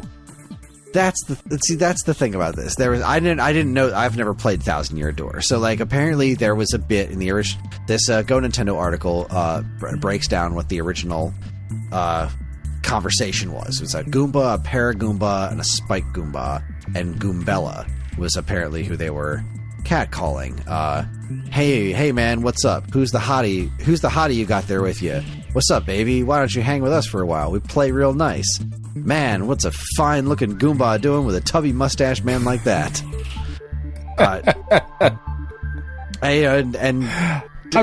It's like so sweet that you boys think I'm cute. Seriously, yeah, guys like you make me feel like totally barfing. Now get out of our way. Ouch, that was cold. What, are you too good for us? Come off it, sister. Nobody sings us like that. Nobody. Let's get them. So they changed that for the new Switch version. Because, you know, maybe in the family-friendly Mario game, catcalling. Granted, it was villainous characters doing it, but it's like... Sure, but that's still kind of the problem with it, right? Like, because you got... The beginning of it is innocent is not the right word, but it's innocent enough. But when it gets to the, oh, you turned me down, now I'm coming to get you. Right. That's the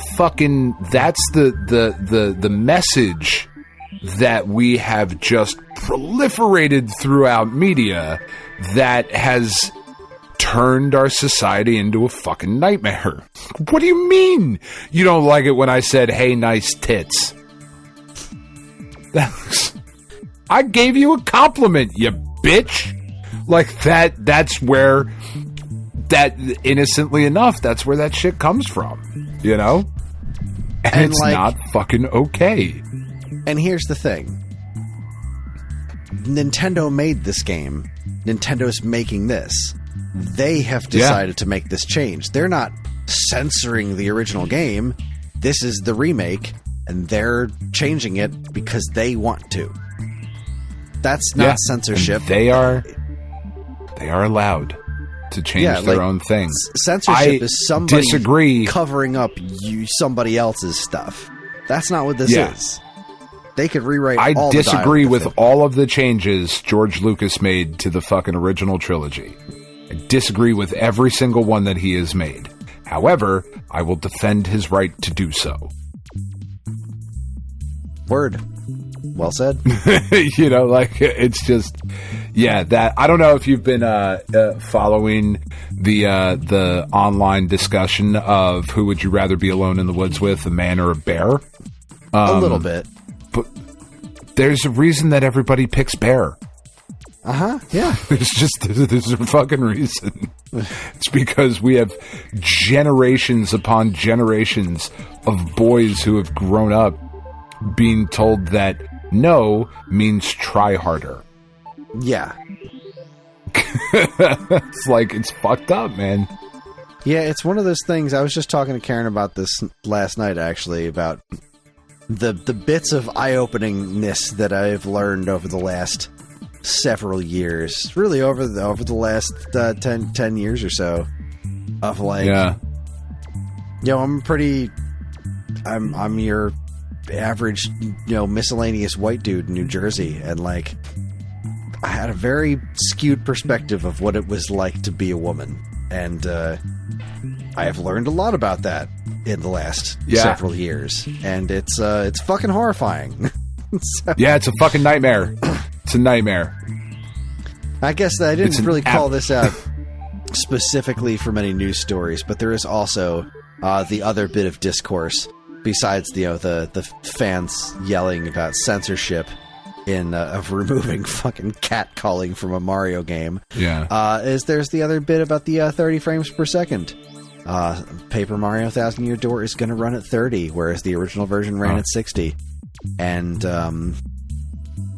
because the Switch can't do it. Like that, it's okay. Here's the it thing: can't that do it for every game. Here's the thing that a lot of people aren't understanding about this, and it was part of the team that worked on Bayonetta Origins was kind of pointing this out. Like, people are like, well, it can't run an old GameCube game at 60 frames per second. Like, yeah, it can, but this isn't an old GameCube game. This is a from-the-ground-up remake within the Switch's limitations. And in order to make it look the way they want it to look, in order to keep it consistent, they went with 30 frames per second. Is it unfortunate? Yeah. Would it be better if this ran at 60? Absolutely. I know there's some people claiming that there's concerns about timed hits being more difficult at 30 frames per second than 60 frames per second. Nope. I say that's complete and utter bullshit. I think I cannot imagine that you are able to perceive, but it is. Perceive enough of a difference between the animations, and like I can tell the difference by looking at them. One's 30 and one's 60. But as far as like the timing of hits, no, I don't think so. I don't think so. I think you're out of your mind. But yeah, already way too much drama surrounding this game, and like people being like, look, if you don't buy this game, you're sending the message to Nintendo, and then you get into the whole voting with your dollars and like, no, I refuse to support this thing because it's censoring it and it's only going to run at 30 frames per second and it's unacceptable and I refuse to support it. Okay, like just then don't. It's then exhausting. Don't and bitch about just everything else. It really is so exhausting because like we're gonna introduce the 1,000-Year Door to an entire new audience. This is the game that this crowd has been holding up as the gold standard for so long. And now it's finally getting a new coat of paint and shared with a whole new audience. And the only thing it's getting met with now is the loudest thing it's getting met with now is just vitriol over dumb shit. Yes, it would be great if it ran at 60 frames per second.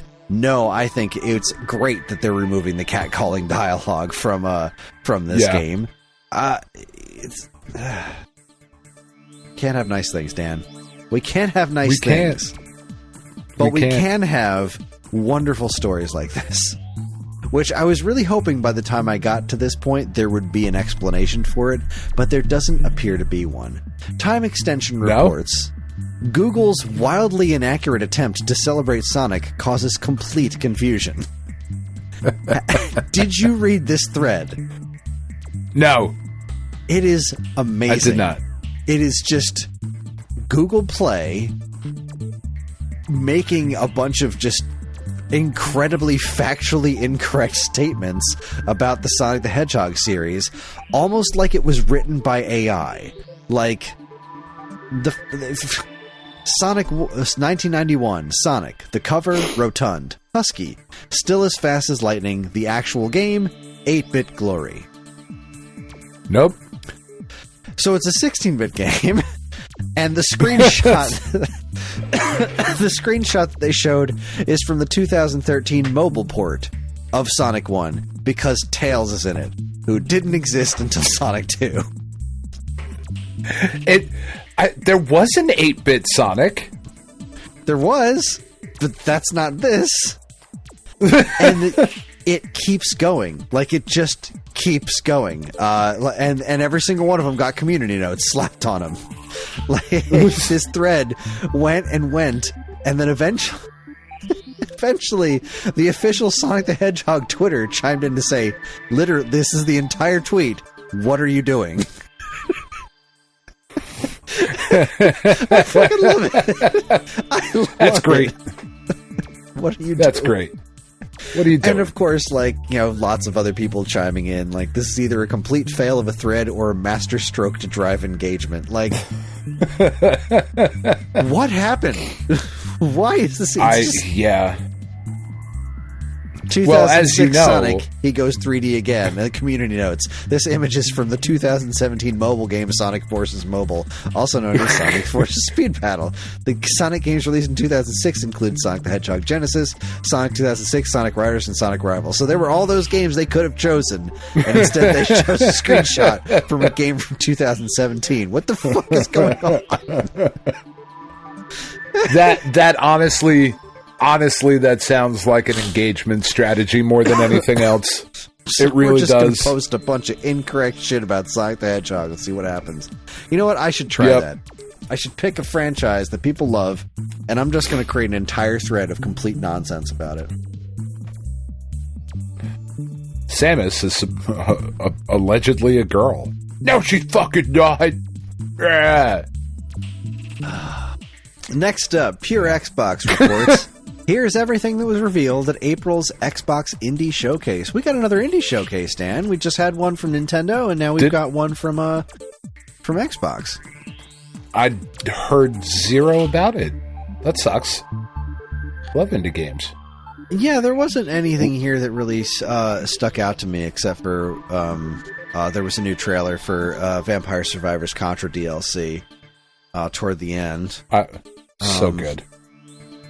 Yeah, really, there wasn't... No Hollow Knight news? No Hollow Knight maybe news. Made it to my purview. Sulfur looked kind of neat, I think. I can't remember what most of these were. But yeah, it didn't really get my toes tapping. Similar to the Nintendo one. It was just like, yeah, here's some neat looking stuff. Nothing that's really really jumping out at me. But hey, that's 2 indie showcases in a pretty short span of time. But the Vampire Survivors story actually continues a bit more here at Go Nintendo. During that, they didn't just show off the Contra DLC. They also showed off surprise other free DLC. In one of the best trailers I've seen in a good long while. Vampire Survivors Surprise Laboratory Update now live. They just dropped 2 new characters and a bunch of new weapons and a new stage. And a trailer that is just absolutely hysterical. Described as their first quadruple A upgrade. 1 character, 1 secret character, 3 weapons, and 2 stages. Oh, there's 2 new stages. Oh boy. Ooh. This is the other thing I started playing. I've unlocked one of the characters. No, I unlocked one of the characters. I unlocked Santa, but I haven't played as him yet. But I did unlock Santa? Santa, yes. I unlocked like his weapon. Santa the Claus? Sort of. It's a Vampire Survivors-esque take on Santa Claus with its own... I'm so fucking excited. Yeah, seriously. So that's fun. There's a train. So the level's got a train that you can just summon at any time that'll just ride across the screen and fucking kill everything. And there's amazing. Doors you can open. And I say that because it's something they point out. As they say in the trailer, industry-defining innovations include fully rendered running animations, mind-blowing train physics, go-kart racing, and doors that open. I love this company. I fucking love these guys. They get it. This is supposed to be fun. And it is. I haven't played Vampire Survivors in a little while, and like I kind of forgot that there was all this story mode stuff that I never really touched. Like there's so much more Vampire Survivors to play.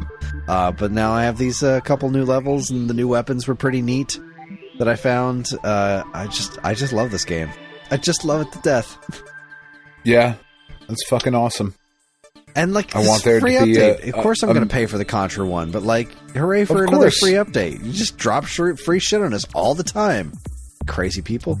Just saying, while you guys are talking to Konami, I really think Metal Gear Solid would be an outstanding crossover with. Just I don't know what the cardboard box weapon is, but like I know it's awesome. No. The cardboard box is an unlockable character. That's so much better. It's even better.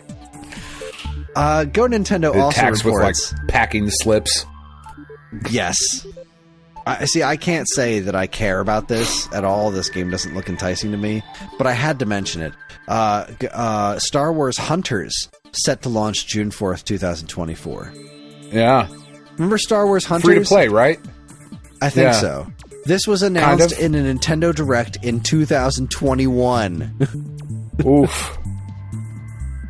Clearly, they thought this game was coming way sooner than it did, because they don't typically show off games in Nintendo Directs that don't come out for a long time. That it happens. Don't come out for 3 more years. Yeah. It happens. You know, we got Hollow Knight Silk Song was shown off in Nintendo Direct, the Metroid Prime 4, but like 5 years ago. Those are outliers. Yeah. A fucking Star Wars Fortnite ripoff took this long to come out. I don't know what's going on, but well, there wasn't a lot.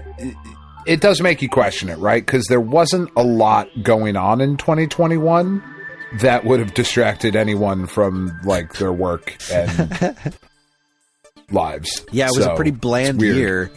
Nothing. Yeah, not a lot happened. Nothing historically noteworthy. No, pretty much everybody stayed home. Nothing much went on. Not for any particular reason. Back to time extension. No.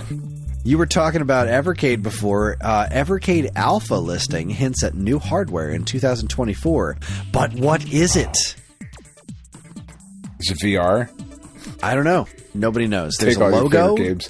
I know they just talked. You know, we just talked a couple of weeks ago about a refresh of Evercade hardware.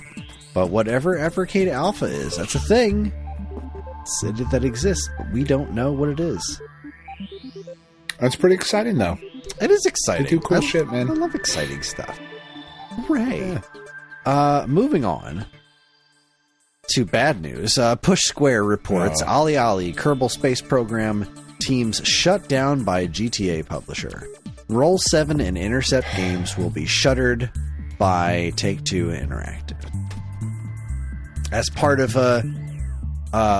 its plan to let go of 600 full-time workers to save $165 million annually.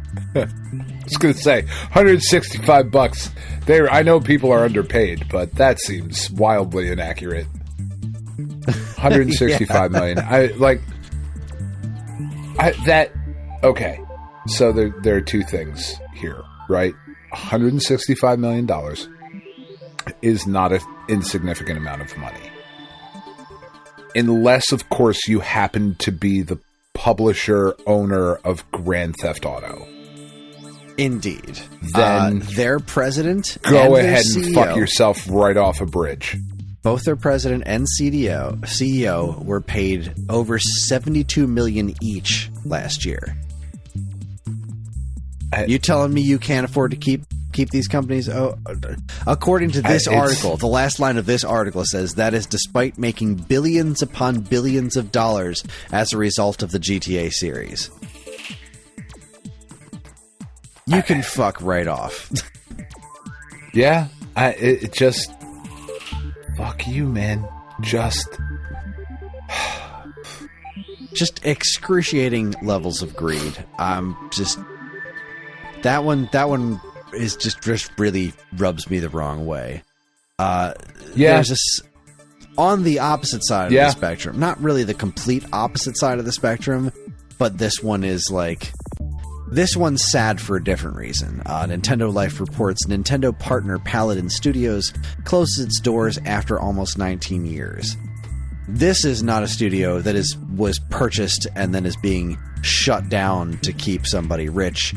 This is just, unfortunately, a company that, quote, going further with the current outlook would have been an irresponsible decision that would have likely caused insolvency. We have therefore taken this step to ensure a proper winding down where all employees are given proper severance and the studio remains debt-free. It's a responsible but unfortunate decision. This is the company that made the Good Job with Nintendo. And Good Job was such a good time. Yeah, that's a bummer. Yeah, that really fucking sucks. It just sucks how much oxygen shit like Grand Theft Auto and Call of Duty, but also, and I say this as a huge fan of the game, Spider-Man 2 and Breath of the Wild, Tears of the Kingdom. Like, it sucks how much oxygen the big titles take up from the fucking little ones, you know, or the smaller ones. It's unfortunate. And like yeah. But it's hard to tell rich people to not have as much money. It's true. Because they might be upset. Right. And what are they going to do about it? What are they going to do? Because they won't have enough money to do anything. To repair your backup yacht. Like, I don't know. Ask Ryan. Exactly. That fat Stone Age gamer cash. Speaking of giant corporations doing things that are confusing, Kotaku reports Helldivers 2 community at war over controversial PSN requirement. Apparently, Helldivers 2 is going to start requiring you to have a PSN account and to be logged into it to play the game. Right. On Steam. Yep. That is not an issue. I mean, it is an issue. It is. It's a huge fucking issue. Because the only reason to do that is so that data can then be sold. That's the only reason to do it. But again, like shit we talked about last week, because we're not arguing about the actual facts, the fucking dirty shit that people are trying to do just gets to fall by the wayside. Like, I just shouldn't have to play the fucking game. I blah, blah, blah. I don't want to fucking log into 2 sites.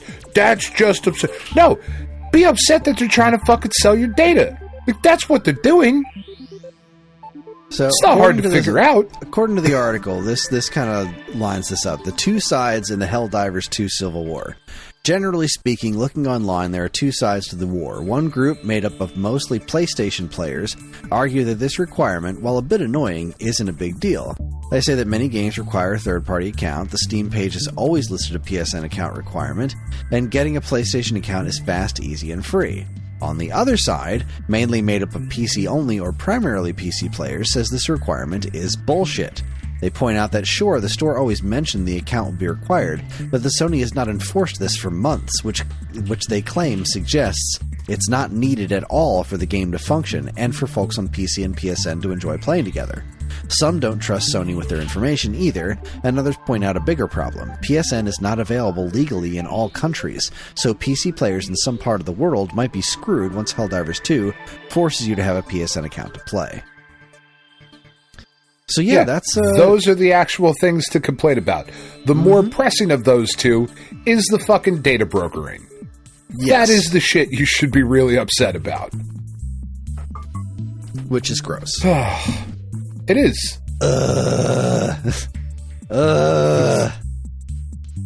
Here, how about some semi-good news? Nerdist reports Universal releases Super Nintendo World details for Epic Universe. There's going to be some new rides added to Super Nintendo World. Mario Kart Bowser's Challenge, Yoshi's Adventure, I think is the new one. And then there's also going to be a Donkey Kong Country. They've finally shown off images of what Donkey Kong Country is going to look like with a minecart stage. And it's all part of this new Epic universe that Universal is coming up with. And it looks super cool. I hope I get to go there someday. I don't know that my plan to get them there next year is actually going to work out. It might take us longer than that, if ever, because, you know, we're not independently the universe and everything. Exactly. Life, the universe, and everything. We know where our towels are. We just don't know where their paychecks are. I'm so excited to go to the Epic Universe thing. I really, really am. We're going to make it down there at some point. The kids have to go see the fucking How to Train Your Dragon shit. They have to go see, like, we have to fucking do it at some point. God, do I not want to go back to Florida. Oh, I just fucking hate that state so much. It's just garbage. But we gotta go before climate change wipes it off the map any damn way. That's true. I don't know what they're doing building more shit in Florida. I don't... where else are you going to put it, though? Like, that's the problem. Canada. Like, they've already got all the land. Yeah, but they don't want us there. Canada's like, oh, you're American? Fuck off. You'd have to put it in, like, I don't know, like fucking Tennessee, maybe? Somewhere in that genital vicinity? I don't fucking know. Okay. That's right, I said genital. You sure did. Oh my goodness. I am excited to go, though. It does look really fucking cool. It does. All right, time for the big one. Just, where's my Kid Icarus world? I think the more pressing question, where the fuck is my new Donkey Kong Country game? You're building a Donkey Kong Country theme park, and it's been like a decade since you made a new Donkey Kong game. What's going on? I don't know. The saddest part about all of this, though, Chris, is that, like, Tiff and the girls are super excited about all the new shit.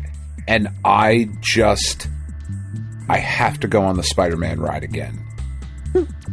I don't know that this next time I go on will be the very last time I go on, but it's just the Spider-Man 3D ride at Islands of Adventure is my favorite thing ever.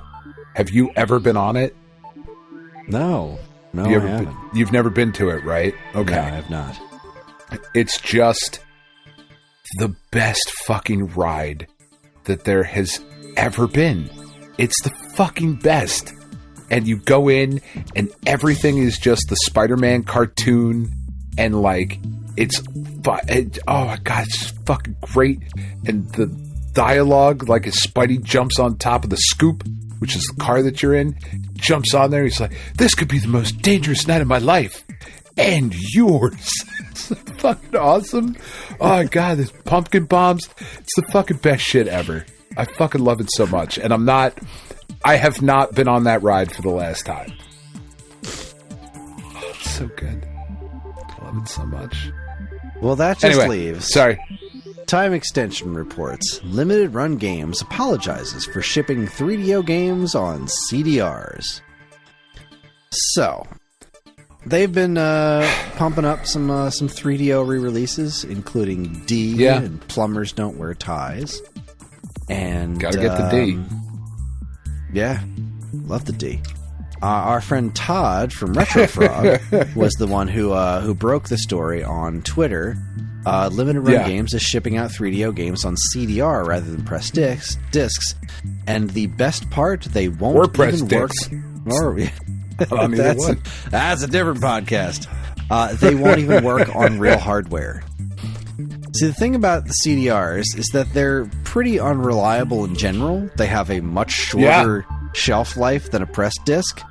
But besides that, the 3DO, there are so many different models of 3DO. A lot of models just won't read them anymore. I have a similar situation. I have two 3DOs. One of them will read some of my burnt discs because I had a whole mess of burnt discs. My other one will not read them at all anymore. So all those games are basically just coasters now. They're useless to me. Yeah. Which is a bummer because I had the Super Street Fighter burnt copy of that. Which, I used to love playing that. But, so, what's really disturbing about this is that these are being sold on Limited Run as premium things, right? Everything I get from Limited Run has been like, it's an official Nintendo Switch cartridge or something, right? Like, you're going to sell this as a premium product, and you're not going to press the discs. That seems really junky to me, and this is not the first time they've done that. I don't know that I was fully aware of it. I know there was something wrong with that Monkey Island collection that I bought from them. Yeah. Besides the names being printed out of order on the side of the box, but there was a disc that one of the CD-ROMs just doesn't work, and they sent replacements out, but those replacements were not pressed; they were on CDRs. Which is it's fucking unacceptable. That's really what it comes down to. It's unfucking acceptable. It is unacceptable. I have said on this podcast numerous times that I can't always quite put my finger on it, but I just don't fucking like that company. I don't like what they do. I don't like the whole limited gaming thing. I understand the necessity of them, but this, they're saying the quiet part out loud here. This, to me, reads as nothing more than an admission that they are not selling you games to play. They are selling you boxes to keep shrink-wrapped and flip at some point. That's who they are. Like, that's what they care about. I mean, that is certainly one way to read it. I don't know. I really don't know. I don't know. This honestly, particular situation, I don't know how you can read it any other way. Well, this particular situation, I wish I could. Can either be grossly negligent or just flat out irresponsible. Like they said on their response to this was, manufacturing games for hardware that is 30 plus years old presents a variety of challenges. We partner with one of the biggest disk replication providers in North America to press our physical disks, and despite researching original 3DO hardware and software extensively, we found quality and reliability issues when attempting to press 3DO disks in the traditional manner. In an attempt to offer full compatibility with original hardware, our disk replication partner was able to successfully manufacture the disks using a CDR format, which we believed would work across all commercially available 3DO systems. This process was professionally done and was used to ensure maximum compatibility rather than serve as a cost-cutting exercise. We tested the disks on the 3DO consoles in our office, and all 5 disks from the game worked as expected. It was only upon shipping to our customers that we came to realize that some users were experiencing difficulty. We will not be selling or shipping further copies of this game or any future 3DO titles until the situation has been resolved. We're currently working with new partners to find a solution for traditionally pressed discs, and will offer replacement discs to all customers. We'll keep customers updated as this progresses, but in the meantime, any customers who desire can request a full refund at limitedrungames.com/support. Yeah. So here's the problem with that. The problem with that We're sorry we got caught. That is yes, that is one way of reading that. If what they're saying is genuine, there's no way they don't know. There's no way these people who work at Limited Run, nope. Right? We know these people who work at Limited Run. There's no way they didn't know that the CDR format does not last very long. That is a nope. format that degrades. It's not news. If we are to take their word at face value that they tested these discs on 3DO consoles in their office, how do you know so little about 3DO to not go out and test these games on every version of the system you can find? There is a company, a person actually, that we work with to make the Bluetooth CDI controller adapter. Yeah. This is a extremely tiny operation, and this person has tracked down as many models of the CDI as they can. A more obscure system than the 3DO. They have tracked down as many versions of this platform as possible to make sure that this accessory works with as many consoles as possible. Now, you're telling me that Limited Run Games is so ignorant of the intricacies of the 3DO. Now, I know that there are several different flavors of 3DO console that you need to test if you're going to make sure that something like this is going to work. That the notion that they did not know that there were at least 7 or 8 versions of 3DO that they needed to test these in before shipping them out, before saying that, okay, this CDR format may not be optimal, but it's the best way that we can ensure that this will work on all 3DO systems. If I'm to take this... Well, that's just flatly not true. It can't be. And also, I don't know what they're talking about. I know I'm not an expert, but as far as I know, 3DO games they're not PlayStation black discs. They're not Dreamcast GD-ROMs. they're just CDs. As far as I know, there isn't something unique about 3DO game pressing that makes it different than just pressing CDs. So I don't understand why they're saying that, like, pressing the games in a traditional manner was some sort of issue. And now, again, I am not the expert. Because they press too hard? I don't know. I'm not the expert. I do know. Or not hard enough? That pressing CDs ain't that hard. My friggin' the band I was in right after high school got our band's CDs pressed, okay? If 20 years ago. If I can do that shit, you can do that shit. If you can do it 20 years ago. Like, 20 years ago. Not a week ago. We're not that young. Man. According to someone named Krista Lee, quote, the nature of CDR, which uses a layer of dye higher up in the disk's substrate that a writer etches away to approximate the pits and lands of a compact disc, is something that the 3DO's very primitive and delicate laser really will not tolerate. I know this from servicing them.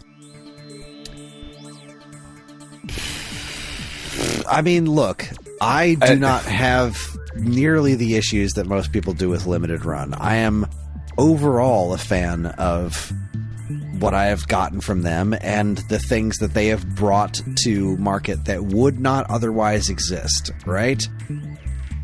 But I'm having a hard time with this one. I don't find it as fun to dogpile on this company as a lot of people on the internet do. They're a very easy villain to poke at. But I don't know, man. You're charging $64.99 for D. You're charging $69 for plumbers who don't wear ties. Like, what? This just seems grimy. I cannot fathom anything other than we're sorry that we got caught and we did this to save money. Like, the notion that this was done for any other reason than to be a cost-cutting measure. I can't reconcile that in my brain as a logical thing to do. I don't understand how the people who work at this company, right?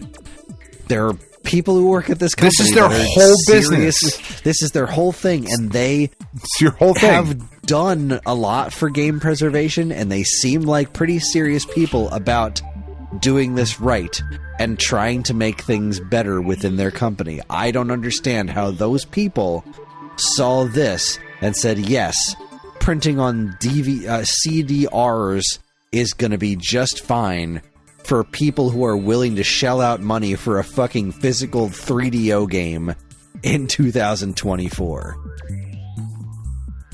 Yeah. How much? Let's go to the old price charting here for a second. Because I'm curious, how much does D for 3DO cost? D, oh my fucking god, are you serious? Are you serious? That, your reaction, hold on, before you give the price, your reaction is the problem I have with these companies. That right there, whatever price you're going to say, is the issue that I have. Is this different? Okay. So here, there was like a collector's version. I'm trying to see if there was a different flavor out there that perhaps there's something I'm missing here. Let's see. Filter by console, 3DO.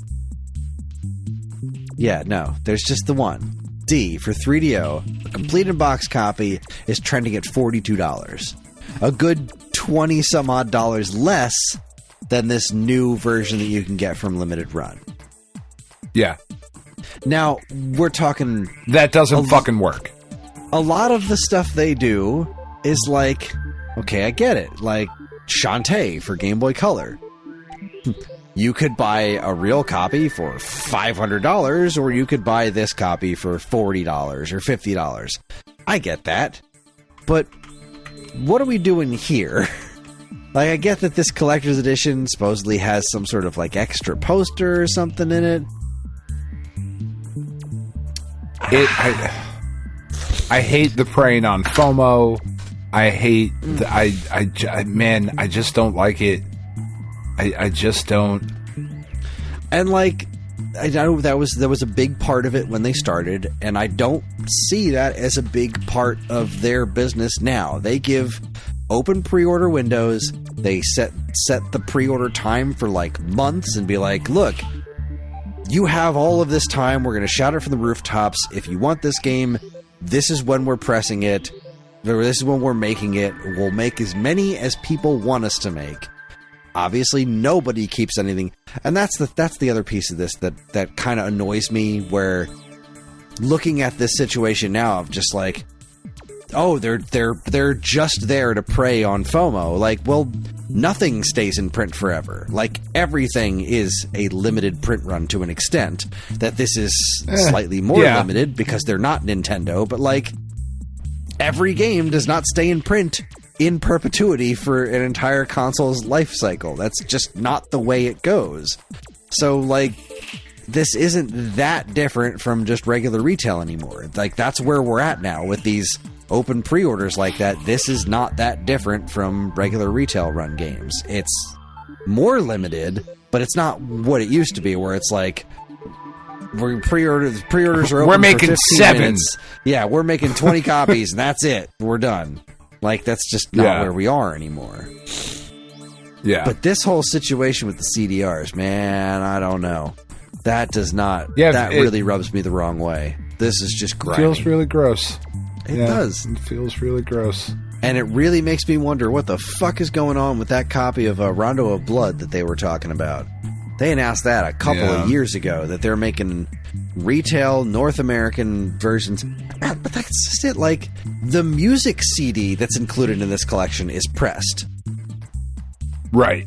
And that's what to a degree makes me think that they're not completely full of shit when they say that they believed what they were doing when putting the game on the CDRs instead of a pressed disc.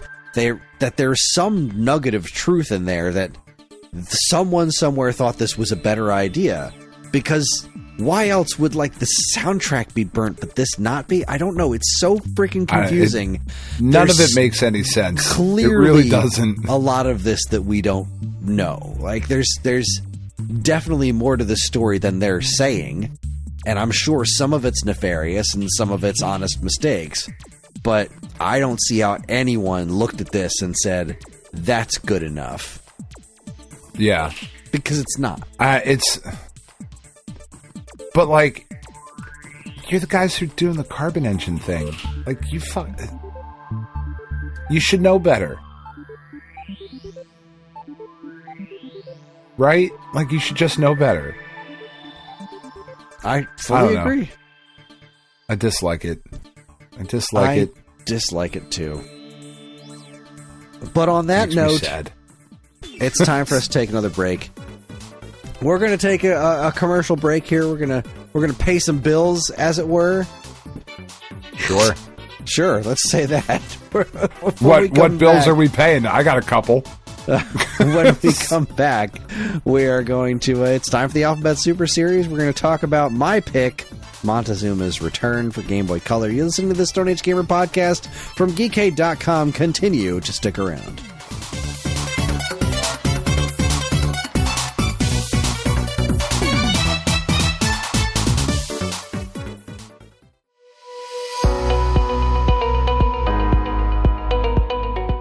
Hi everyone, Kris here. Podcast listening is free, but podcast creation is not. That's why the Geekade Patreon exists. In an effort to help us pay the bills, we've got a Patreon page set up where you can gain access to our monthly podcast topic schedule, get early access to many of our shows, and more. If you'd like to help support Geekade and keep these shows running week after week, head over to the Geekade Patreon page, linked in the show notes of this very podcast.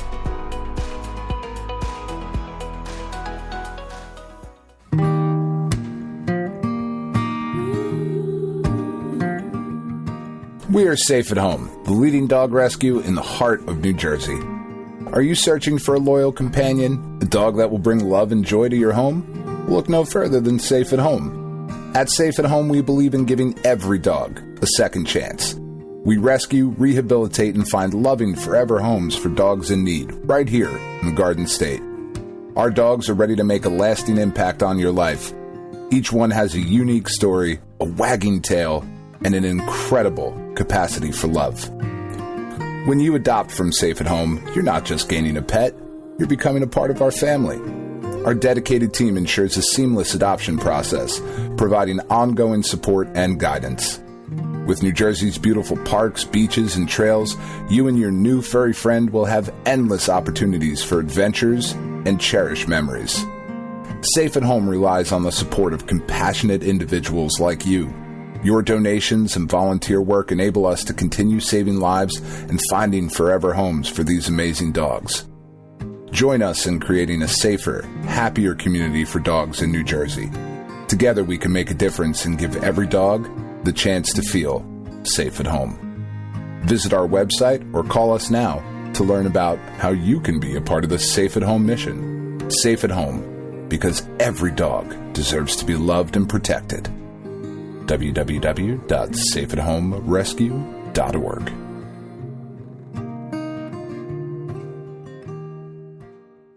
When you hear the words cross-stitch, you probably think of a grandma lovingly making a Christmas stocking, a picture of a lighthouse, or maybe a Bible verse with flowers.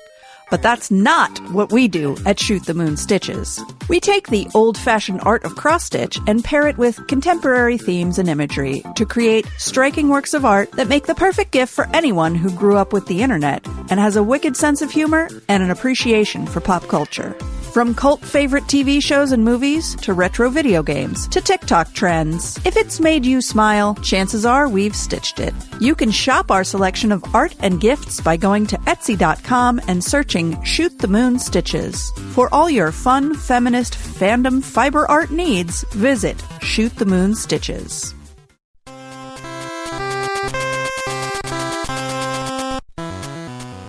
All right, everybody, we're back. Welcome to the Alphabet Super Series. This is a bit that we do here on the podcast where once a month, Dan and I take turns choosing a different game for the next letter of the alphabet. Something old that we haven't played through, or something that we should experience or think the other people should experience. I don't know. We're up to the letter M, and it was my pick, and so I chose a game called Montezuma's Return. Montezuma's Return released in December 1998 for Game Boy Color. There was a black and white version for the original Game Boy released in Europe, but I don't believe that actually came out in the States. There was also a 3D, fully polygonal 3D PC game released in October under the same name that same year, and it is absolutely not that game because it is my understanding that game is the hottest of garbage. This is a sequel to Montezuma's Revenge, which I learned today was a euphemism for diarrhea. You learned that today? I had never heard that before. I went to do a Google search on Montezuma's Revenge and got a bunch of results about diarrhea. I was like, what the fuck? Then I started chuckling, and as soon as I said the name of the game out loud, Karen started laughing. I was like, what is so funny? And she's like, for diarrhea. I was like, oh. I would have preferred that this game be about diarrhea, Kris. Montezuma's Revenge is a 1984 game designed by Robert Yeager for the Atari 800. Was picked up for distribution by Parker Brothers, who released it for everything from various other home computers to the Atari 2600, 5200, and the ColecoVision. Robert Yeager also designed the sequel, which never really took off in any way. Now look, I understand that there are some folks who didn't like this game as much as I do. Let me explain myself. Please fucking do. I am a big fan of the classic NES game Spelunker. Have you played Spelunker? Sure. Spelunker is a great game. I like Spelunker a lot. I like Spelunky. There you go. Back in That's a good game too. 1998, we here in North America, we didn't get any sort of follow-ups, or there weren't other games that were really like Spelunker, at least none that I was aware of. So one day, working in Funcoland, as I did, I would sometimes go to the Game Boy section and pick up something I had never played and give it a whirl. And so I popped in Montezuma's Return, really not thinking I was going to get anything out of it. And I was immediately taken by its visuals, right? Game Boy Color. This is a pretty nice looking game. It is a pretty nice looking game. It's very well animated. And there's little skulls rolling around and whatnot. Looks super cool. I liked the music a lot straight away. I thought the game sounded really good. And then I died immediately because I fell from a height. And then I was like, oh, this is just like Spelunker. And then immediately after dying, I saw like your spare lives are literal other yous just waiting to start playing the game. And I just started laughing. And I was like, oh, this is just charming as shit. I love this. And I wouldn't say I put a ton of time into it, but I would play it periodically while I was at work. I wound up buying that copy and bringing it home. And I'd play a little bit of it from time to time and see how far I could get. Not super far, but like I really enjoyed it because it was a really hard game. It wasn't anything I put a ton of time into.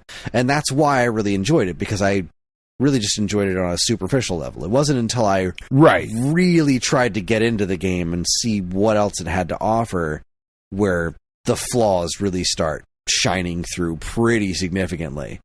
But like on the surface level, there really is a lot to like about this game. Like it's got a really good look. It's got a lot of fun design ideas. And I really like the soundtrack. It's just the execution past the first like 10 minutes is really kind of shit. There's a lot of problems. Hard agree. I fucking hated this game, Kris. I hated this so much. I'm just too fucking old for this kind of thing. I died in this game so fucking fast, and it just infuriated me from like the very second, because I saw like, oh, this looks pretty good, and like, oh, I'm jumping down the thing and I'm dead. Okay, fuck. All right, no problem. All right, let me go down here. Let me try going up on this other side, and I'm going to jump over to this. Nope, couldn't jump to that. Nope, I'm dead. Okay, I got 2 lives left. Fuck, like, I'm dead. I've had this game on for 3 minutes, and I've gotten a game over. I made it to, like, the 3rd fucking screen, and what is happening? And what really frustrated me about this game was that I wanted actively to get better at it, and it did not seem that was possible because the game itself is pretty shit. Yeah, this is the kind of game that you really need to memorize. Like, that seems like this is the whole point of this game, is memorizing. But you need to memorize the broken mechanics of it as well. There's like these one area are going to sporadically disappear. Yeah, but even beyond that, there's one area where there's a jump that you can make, except there's like a little tiny bit of the fucking top of the stage that sticks down, and if you don't jump at the exact pixel perfect moment, which is impossible because the controls fucking suck, you smack your head into the top of it and fall straight to your death. And it was like, fuck you. I don't have time to like, it just doesn't fucking function. Yeah, that is certainly an issue as you get as the further you get into this game. I will always have a soft spot in my heart for it because it's ridiculous, and I do think it's very charming, and it reminded me so much of Spelunker, but it's just not as well designed as Spelunker. Like, Spelunker is super problematic in so many degrees of, like, there are so many parts of that game where you'll try to jump and that just doesn't do what you're trying to make it do. And this game doesn't run into as many of those specific problems as Spelunker, but Spelunker is built around, like, being able to see more of what's around you and keeping track of where you're going. This game, I think, really suffers from being on the Game Boy Color and not having a bigger screen, more screen real estate to work with, and also suffers from not having a more detailed map, I think. But there are so many fun ideas in it, and watching, I've played this game dozens of times. I played a refresher for, like, I don't know, a half an hour or something this week, just to be like, I know this game pretty well. I've never beaten it, and I'm never going to. I don't have any interest in beating my head against the wall, but I do like the notion of picking it up and playing it for a little while, just to see how far I can get. But then watching, a YouTube playthrough of the game and seeing how much more it has to offer, and, like, the way the combat system works, like, the combat system is collect knives, and if you have a knife and you get hit by an enemy, then that enemy dies and you lose the knife. And, like, that's how you wind up beating the game's bosses, which is, like, it's crazy to me that this game has bosses. And those bosses are, like, static images that, like, stomp their feet, and you have to, like, jump past them with knives enough times to kill them. It's such a weird But you can't thing. carry enough knives to actually kill them. You have to leave the boss fight to go get more knives. Yeah. Stop it. That's fucking dumb. I didn't actually hate that, right? Because for me, it's just like, all right, how am I going to manage? It's this interesting inventory management thing. Yeah, it is kind of dumb, but I also didn't actually hate that because it seemed to really play into the general idea of this game as being this, like, very puzzly sort of, like, all right, how am I supposed to approach this and survive? And it is very, very, it is designed with such an ancient design philosophy of just like, nah, fuck you, figure it out. Yeah. And again, I found it super charming for like a half an hour. This is a neat little thing that, as long as you don't look at it too hard, is a neat little thing. I'll always have a soft spot for it. But no, once this game started, like, I started to put some scrutiny into it, it really fell apart. Yeah, I can see the more masochistic among us enjoying this game quite a bit.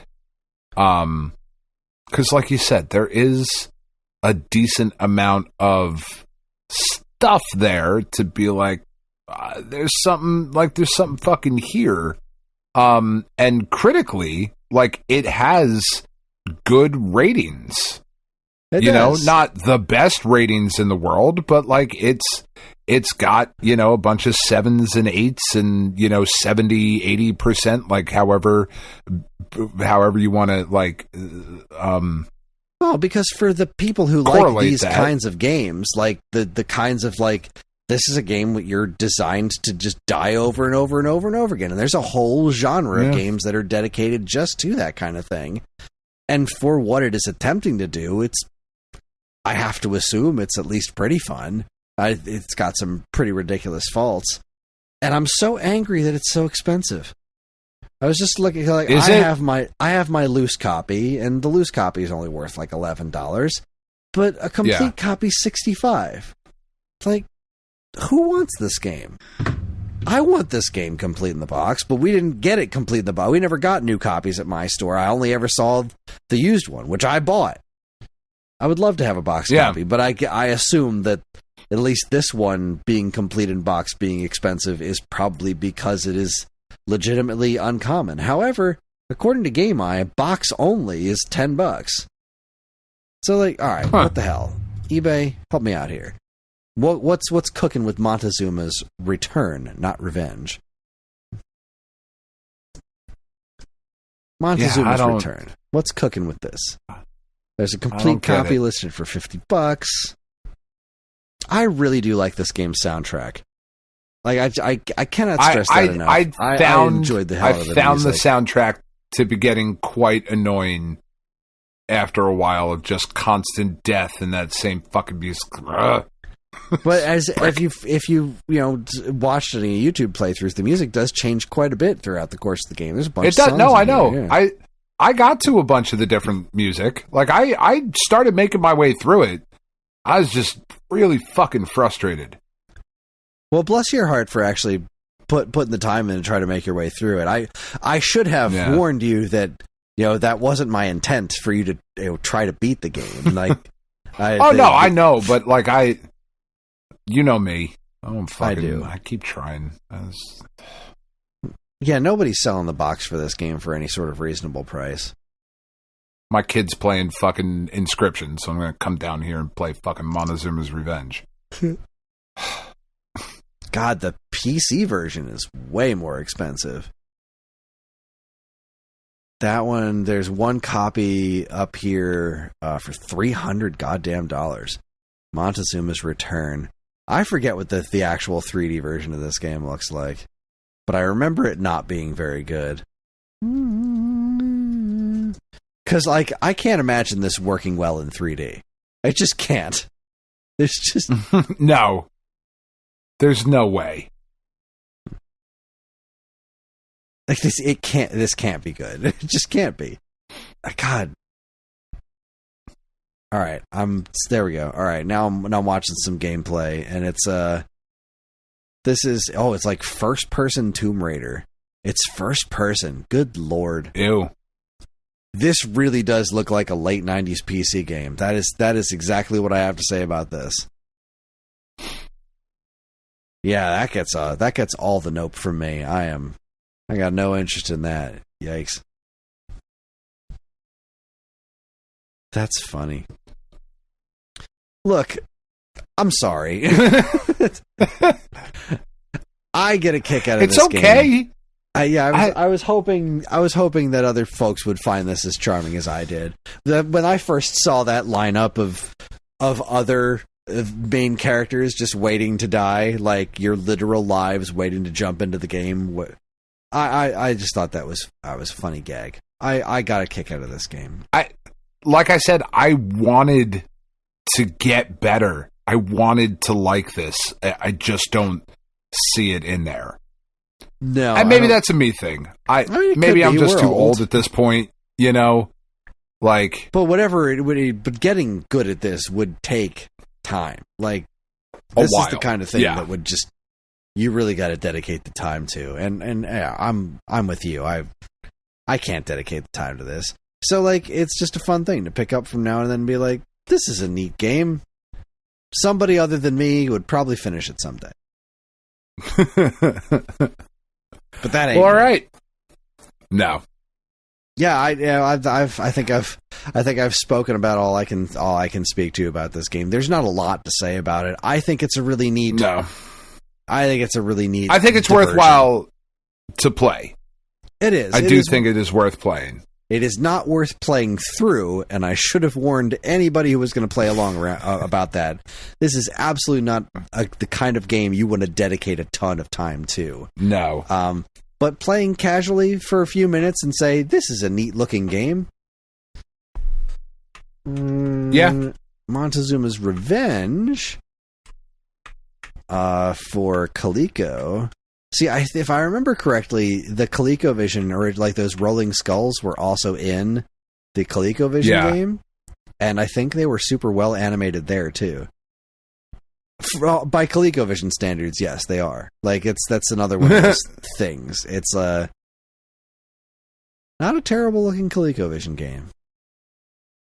Let's say same basic principles around it. Yeah, give it a try if you're so inclined. I think you should. And that wraps it up for Montezuma's Return on Game Boy Color. Dan, you're up next for the letter N. What is our homework? What are we playing next? Apparently people like your choices a hell of a lot better than mine. Well, I know. Now I feel like there's a lot of fucking pressure.